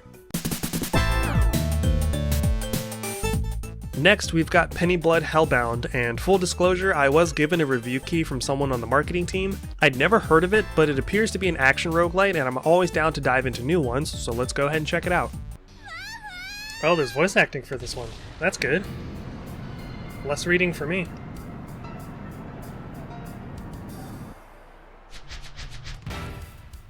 Wall Street bombing kills boys. Mysterious group Hellhounders. Okay. I tried. An explosion rocks the streets of New York City's. I was. To hear voice acting and then immediately have to read myself. Oh, okay. It's progressing without me. This bombing was... okay. The Hellhounders aim to bring peace to the world by expelling all the many injustices born from this First World War, as well as the corrupt people of power who aim to control things from their shadows. And from their perspective, America's last-minute entry and subsequent profit from the war made the... Okay. The Hellhounders' exploits in various countries gradually earned them infamy and made the powers that be quake in their thrones. But as a result, it also pushed them into the sights of those who in turn seek to eliminate the Hellhounders in order to bring a different brand of balance to the world. Okay, maybe for subsequent patches, make it so that people can go through that at their own pace, because not everyone's a fast reader. Christmas Eve and a realm detached from the material plane.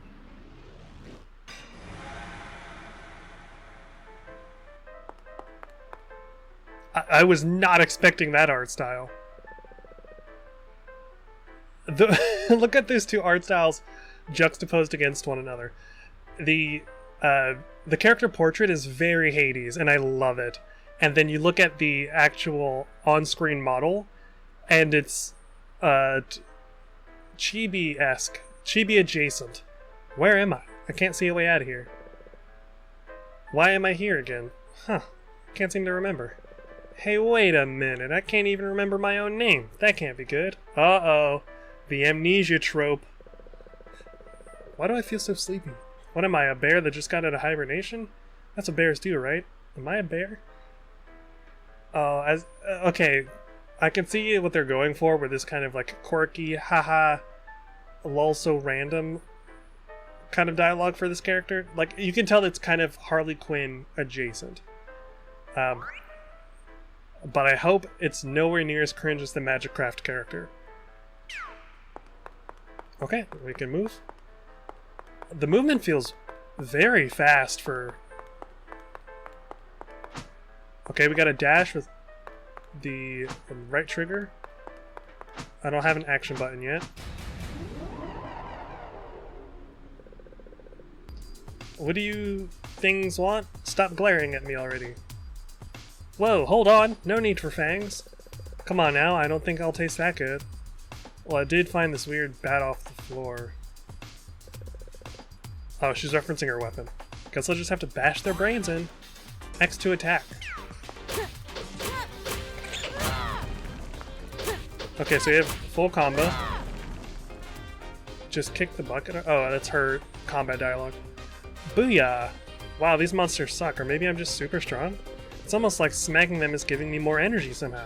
Okay, bring it on. The music is pretty good too, holy cannoli. Press R2 to dodge, I figured that out already. Oh, you'll be able to dodge again after the... There's a cooldown on your dodge. Okay.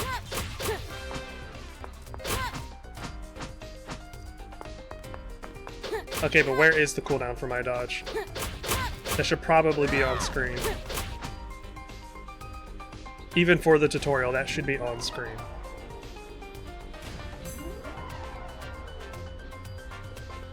Whoa, that thing's huge. I also hate the grimy design of it. Wow. Perfect. I'm probably gonna get a ton of energy if I smack it. There's some screen tearing going on. I just noticed that. Ow, okay, okay, consider me humbled. More importantly, I think you sprained your ankle. You were just moving super fast, and then you attacked that spider super slowly. Okay, I may actually be in trouble now. No! Puny weaklings. What does this chibi art style remind me of? I can't quite put my finger on it. If you know, leave a comment below. What does it remind you of? Wow, you're strong. Who are you, mister? Oh, a human? What? I mean, I understand why he's facing away from her in this context, but I hope that's not always the case, because it's weird that they're both facing the same direction while they're talking to each other. Like in the act... My turn. Sariel, the outlaw who hunts evil, the leader of the Hellhounders. That's very Borderlands in a way. These character titles, very Borderlands. The director of Gore and the abominable brain of the Hellhounders. Axeman, devotion bred for madness and a Herculean lover of jazz and literature. Not bad. You can feel the jazz influence in the soundtrack. The icy mother spider and a wicked woman who will do anything for her child. Vito, the hapless gambler and the most quick-witted sham artist you've ever seen. I love his design.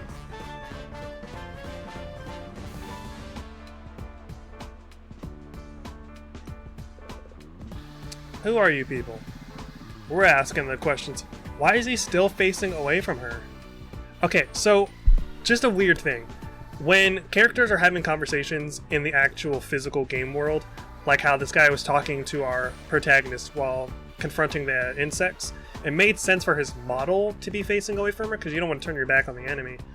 But with the on-screen portraits, it's weird that they're not facing each other while talking. Like, he's clearly talking to her right now and facing her in-game, but the portrait is looking off into the middle distance. Like, look at those eyes have seen things. Do not play coy, urchin. You have no idea what you're dealing with, who you're dealing with. Are they all just assholes? Yeah, I don't. I just woke up here a few minutes ago with no memory of how I got here or even my own name. So how about you cut the sass and give me some answers already, huh? Or is it time for more batting practice? You were just getting your shit kicked in by a spider person. You're not going to be able to fend off 5 people. He's still looking away. That's going to irk the shit out of me. Don't make this more difficult for yourself, kid. Boss, perhaps she's a prisoner too? She doesn't appear to be lying. Oh, like you of all people would know. The girl's clearly hiding something. Do you not see how much malice pouring...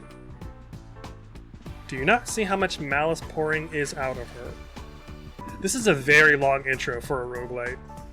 I'm surprised it didn't just drop us into a run and then let us cycle into the story. This is very long in terms of a roguelite. Hey, don't I get a say in this? You're lucky to have a mouth at all. I really don't like these characters right off the bat. The menfolk may be charmed enough to give their new pet a name, but I know that I will be keeping... Okay, I'm just gonna skip, because my brain is not keeping up with this dialogue. Here we are, the Hellhounder's Den. Why don't you take a look around, my dear? Okay, now I have control again. Holy crap.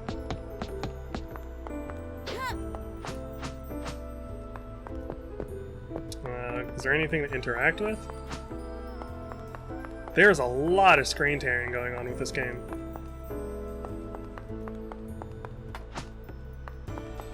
I haven't had any other game do any screen tearing or have any screen tearing. Very well, are you familiar with the city of New York? Okay, why is Okay. Okay. Even though it's literally just a visual thing and does not truly matter because we can see the character models interacting with each other on screen, it's very weird that the character portraits are not facing each other during dialogue. It does sound familiar for some reason. In any case, roughly 1 hour ago, we were all gathered up within our hideout, located deep beneath the labyrinthine sewers of city when... Of city? You mean of the city? 1 hour ago, underneath New York.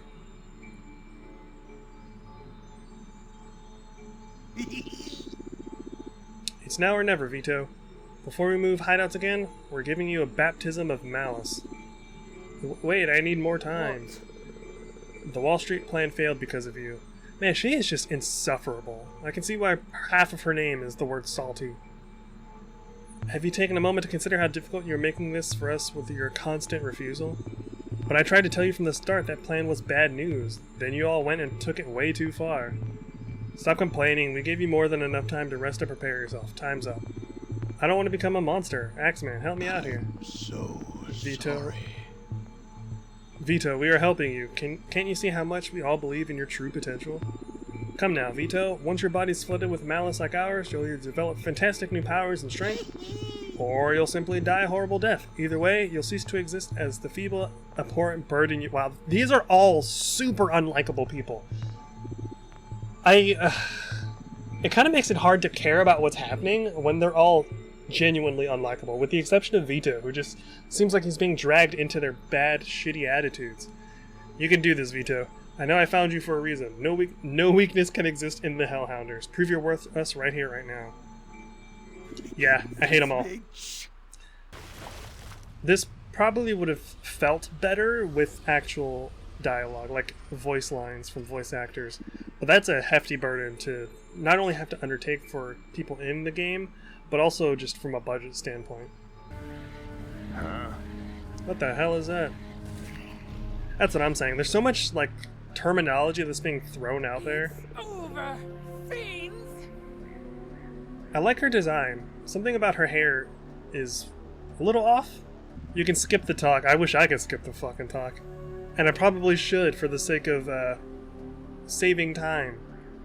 You're just another band of freaks who've come to fight us for some reason or another, right? He sure is one to talk. They know our names? Of course we do. We're the Celestial Rainbow. Here to... Okay, Celestial Rainbow is a terrible name for whatever the hell is happening here. And I am the first of the Celestial Rainbow's 4 Magi. It's Director of Discipline, the Ivory Warlock. You don't have, like, a name? Poor things. I am the Viridian Druid. Second of the 4 Magi, and administrator of Mictlan's Spring of Life. From the bottom of my heart, I wish you all a very peaceful purification. I am the Crimson Shaman. Third of the 4 Magi, and an artisan who creates all of Mictlan's... I feel like they don't need to be introducing themselves like this. It's weird. And I am the Grey Witch, architect of Mictlan, leader of the Celestial Rainbow, and mother of the innocent 5-year-old girl you all murdered in the Wall Street bombing. Okay, it's so bizarre that they're varying different aspects of not just cultures, but those cultures' mythologies, and then they're complaining about someone dying on Wall Street. The juxtaposition is fucking whiplash-inducing. I forgot this was all New York-based because of their designs. Then the American police are the ones you should be after, except they're too busy kicking out foreigners and chasing money to protect their own city. Don't get topical now. Like, I don't need you to stand on your soapbox. If I may, as the great Karl Marx... Oh my... Okay. This dialogue is losing me real fast. This is weird. This is very weird. The extent of your twisted natures astounds me. I knew we had to capture you all as quickly as possible, no matter the cost. This isn't merely revenge for my daughter. We can never let devils like you roam free in society. That is the greater good. So you'd best remember our names. I mean, our titles, because these aren't proper nouns. These are just titles. For you are now our prisoners, and there is no escaping our justice. This is the longest fucking intro. I'm skipping this. I'm skipping this. I'm tired. I'm tired. I'm tired. I'm tired. Alright, our mission is to obliterate... Okay, I skipped it, and I'm just skipping to the gameplay now. I have been fatigued by the story. I kind of want to play as Vito. Let's go. Wait, what's happening? Oh, I have to take a party? Oh, okay. This looks like the same area as before, but everything has been moved around. I'm skipping this. Oh, he attacks on his own, okay. Wow. Oh, and I can switch between them. Interesting. That thing hit me for 400 damage.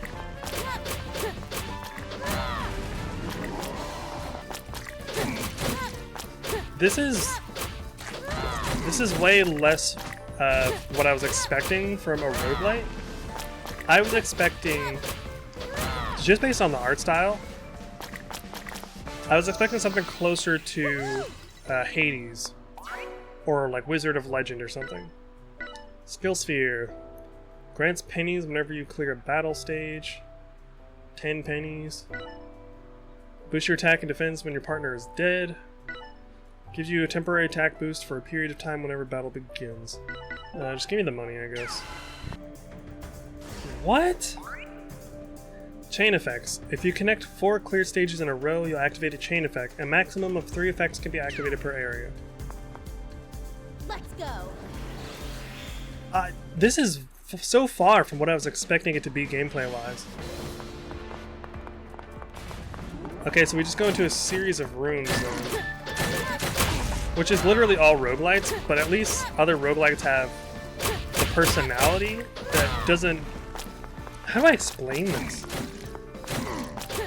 I did not think this would essentially be like, you go from square room to square room, fighting enemies.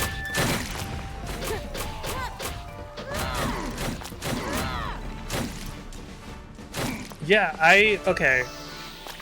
I was expecting something, if not closer to Hades, then something closer to like Isaac or Wizard of Legend, where you have like one large map to explore and you're going from room to room attacking stuff. This feels very strange. This feels less like a polished roguelite and more like a battle simulator, where I'm literally just going from one square room to another square room. There's not really any exploration involved so far. Like, it's just another square room. Yeah, I don't care. Oh, I gotta...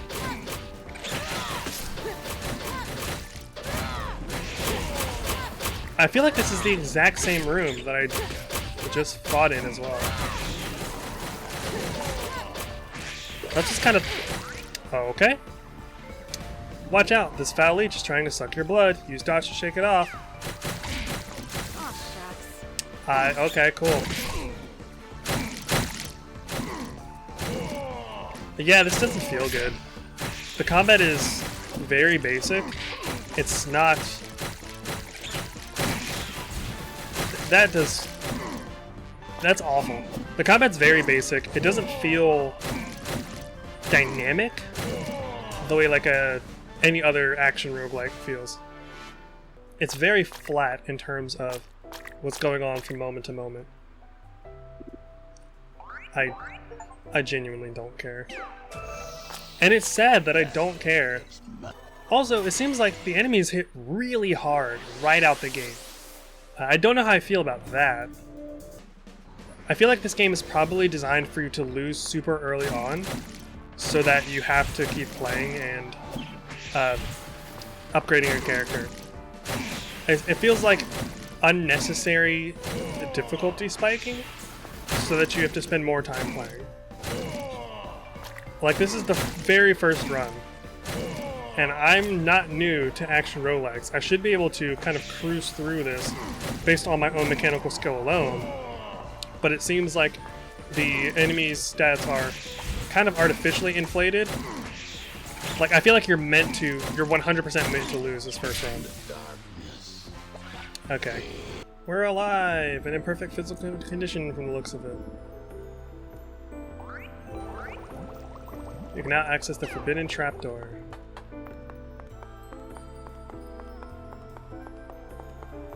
Yeah, there's not anything about this so far that has me excited to keep playing. And I hate to say that because the dev was kind enough to, or at least someone in the marketing department was kind enough to reach out to me.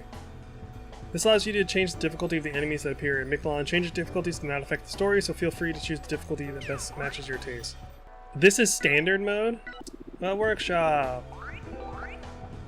Forbidden Trapdoor. You now have access to the Forbidden Trapdoor. Here you can upgrade weapons and unlock their special skills.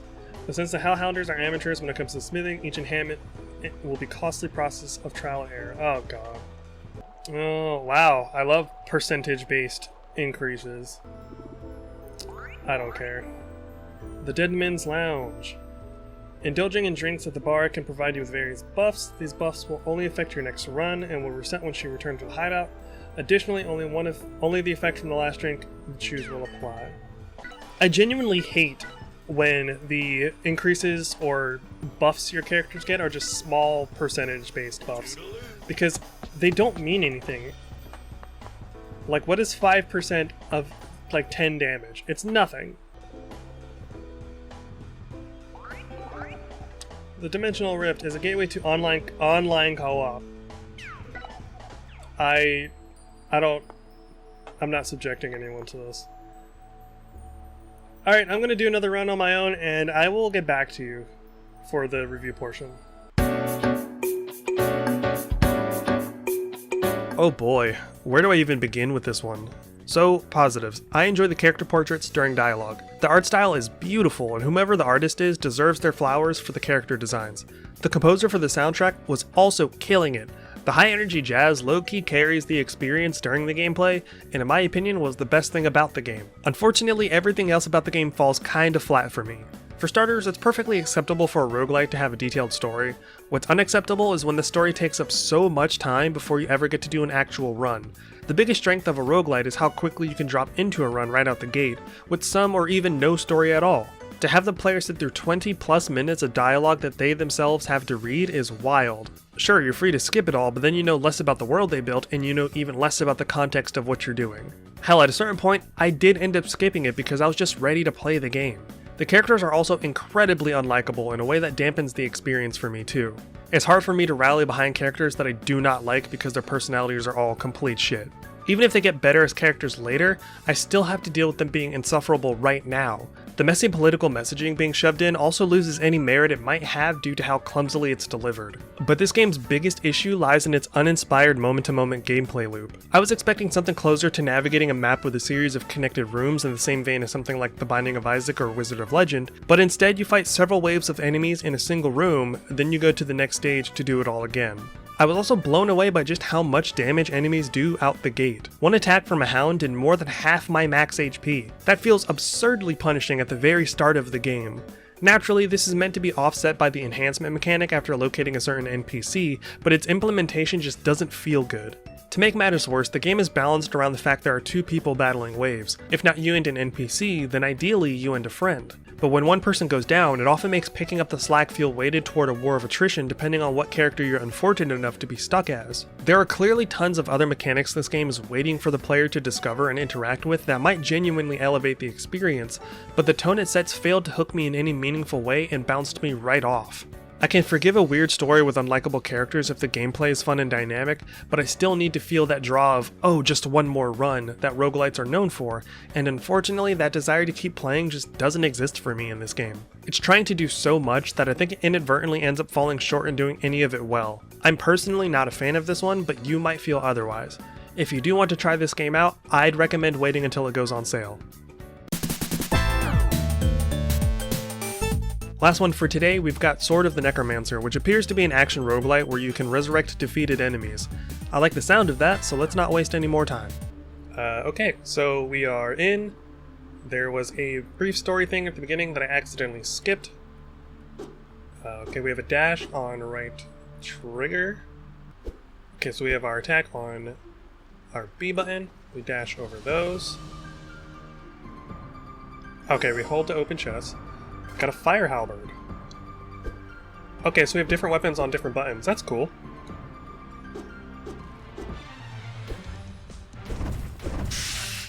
Get pinned in the corner, bitch. See, this is kind of what I was expecting in terms of... You got a longbow. Oh, interesting. This is what I was expecting in terms of the combat, or at least exploration for Pennyblood. This is more in line with what I was... Can I hit this thing, please? Way more in line with what I was expecting. Like, you go from room to room, you have different weapons, different spells and such. I was expecting some actual roguelite elements and not just you battle in a room over and over. Can I look at my equipment? I can. I'm gonna turn the music down, because it is fucking loud. Is this the titular sword of the Necromancer? It is. Cool. You can revive fallen monsters using the sword of the Necromancer near them. Oh.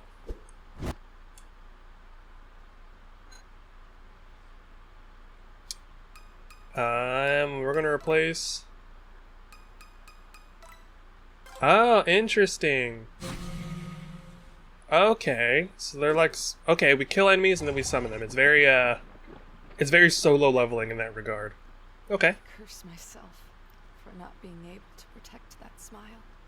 It's crazy how far voiced lines go. And that's the one thing you asked of me. Like, I feel like Pennyblood wouldn't have rubbed me so wrong if the lines were voiced. That's why I'm here.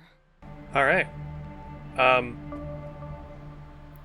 The text on screen with the picture in the background gives me, like, Song of Saya vibes, if any of you are unfortunate enough to have experienced that game. Why does this voice actor sound so familiar? Why the hell isn't it working with Coco? Me in all the areas of knowledge, as well as music and dance. I have read all the books in the archives, and have even been responsible. I was just for praising this transcribing game part about of the cutting me sacred loose scriptures. and how I'm getting more No exposition. other girl in this hellhole of a world knows half as much as you do, princess. I have been assisting Father. Okay, in it's starting his to do quest, what I and was do complaining you about think with I have Penny. seen? Okay, I'm not saying that roguelites can't have stories, because having a captivating story is a good way to keep people entrenched in the thick of it. But you don't want to bog down the player with a whole bunch of story before they can even really do a run. Because like, I complained about how much Pennyblood was yapping at the player, and then I was kind of praising this because at first it seemed like it knew what it was about, where it was like, okay, the player just wants to get going. Let's be snappy, let's send them in. And then when we started this run, before we could even do any of this, the game was like, okay, but what if we made you sit through a whole bunch of story? Which, again, is otherwise fine. But when I want to get going, I want to get going. Okay, let's talk about the gameplay, though. The idea of attacking enemies and then using them as our own personal army, kinda fun. It's exactly what I would want in like a solo leveling game. It's also a unique mechanic in the way of you don't have to rely necessarily entirely on, oh, this weapon here, and I found this new cool weapon here. There's something super cool about being able to just use the monsters that are giving you a hard time.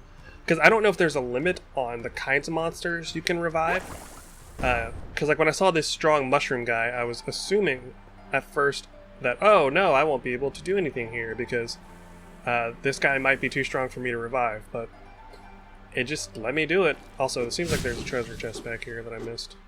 I do want more aggressive monsters, but right now we don't really have that. I love the paralysis.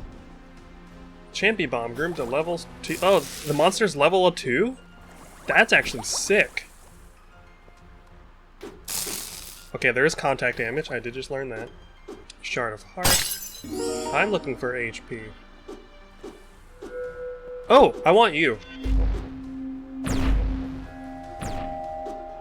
I would love a mage.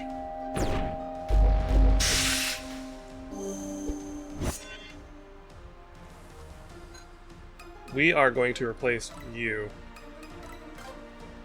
And we're going to summon you. I'm pretty sure I can probably have multiple of these guys too.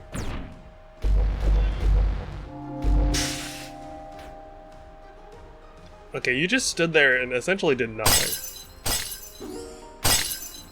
I like the cut of your jib so far. You know when to be lazy and when to put in... Ugh, okay, that's mine.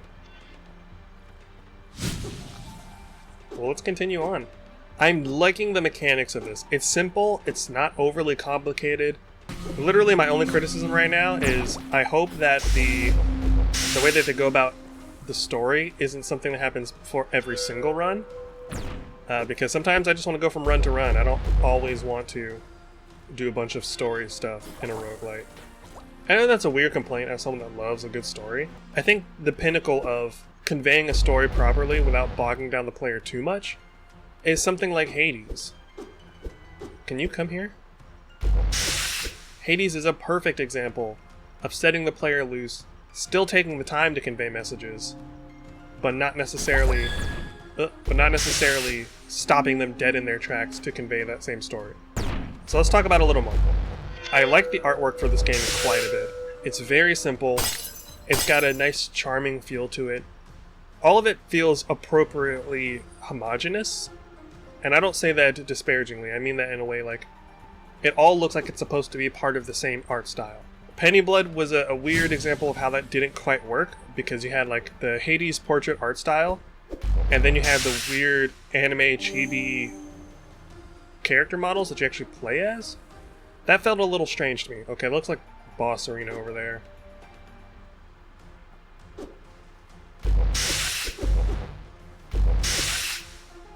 The music isn't anything to write home about. It's your standard, typical fare when it comes to fantasy. But it does the job pretty okay. Like, I'm not miffed about it or anything.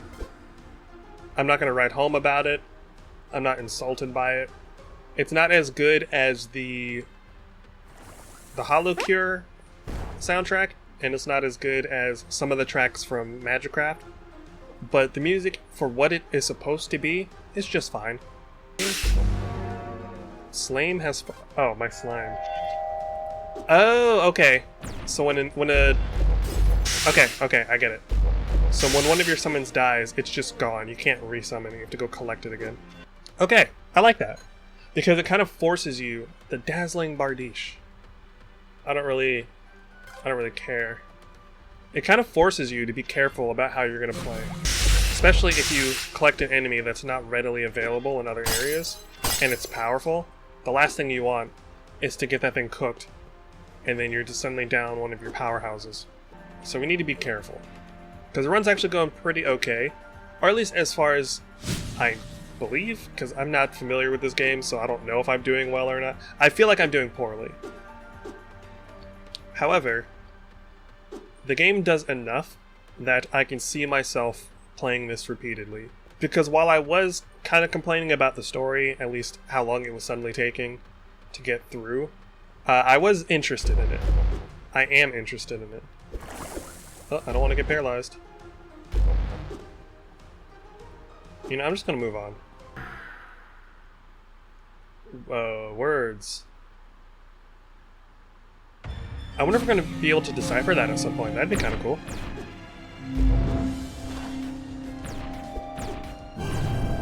They're just nuking him down.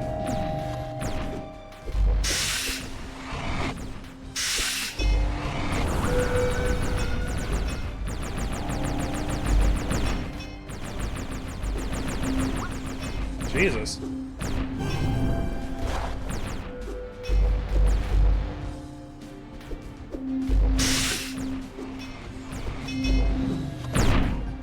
Okay, that was going well at first, and then I got cooked. We did lose 2 levels, it looks like. And now I need to get... Oh, Jesus, what the fuck is that? Oh, I want that guy. I'm slowed. Even my dash is slow. Can I revive this guy? Bro, hell yes. I got the floor key.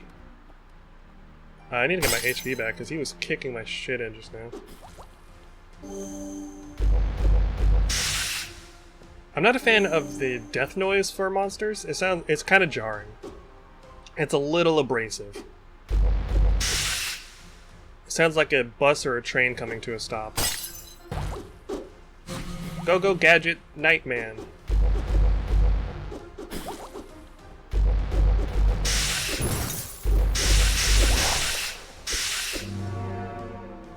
Bro! Okay, that was genuinely pathetic. That's the same equivalent of you fighting a boss in a game, and then when they join your party, they're so much worse. That's what that felt like. Oh my god. the time between when we can start our combo, well, when we finish our combo and we can start another combo, it's just slightly too long. But I understand it's there for balancing, because if you can just stun lock your opponent, what's the point of there being opponents? So far, the game doesn't do anything crazy. Like, of course, we've got the revival mechanic, which is super cool. But that aside, the game isn't doing anything mind-blowing. It's doing what it needs to do in a satisfactory way, let me say. Because, like, when I say it's not doing anything mind-blowing, do not take that as me saying the game has nothing to offer. That's definitely not what I'm saying. Bro, you got taken out by a bat? And while I don't think I'll put nearly as much time into this game as I put into Magicraft, because Magicraft's magic system was just so much fun to tinker with, I am interested to see where this goes. Yeah, keep going. Okay. I'm gonna give you a second chance, Dollahan. No. Don't fuck me this time, buddy. And we're gonna summon everybody. So you go here, you go here, you go here. He died immediately! Oh no, that was one of our scholars.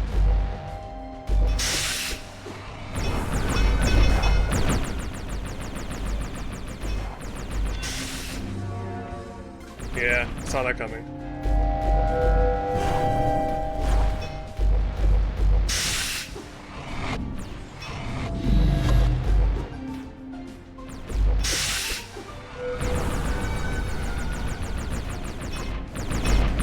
Oh my god, okay.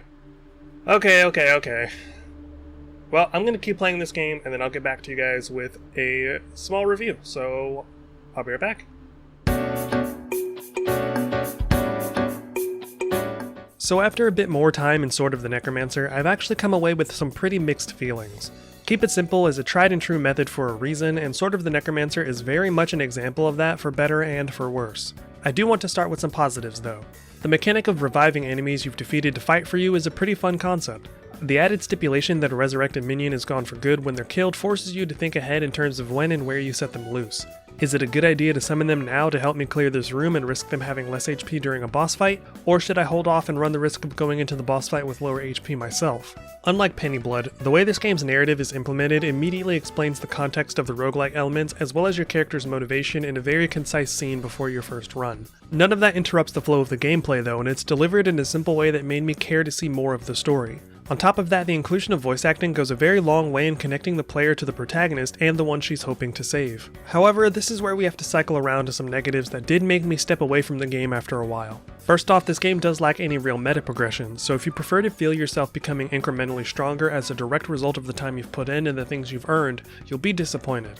The closest you'll get is a level up system that does become a bit grindy, especially if you leave the option to lose levels on death active. While your HP and soul bars will grow, that same courtesy isn't ever truly given to your personal stats. So unless you discover a broken combination of items, you'll never really feel as though you're getting more powerful, which is one of the many joys of this genre.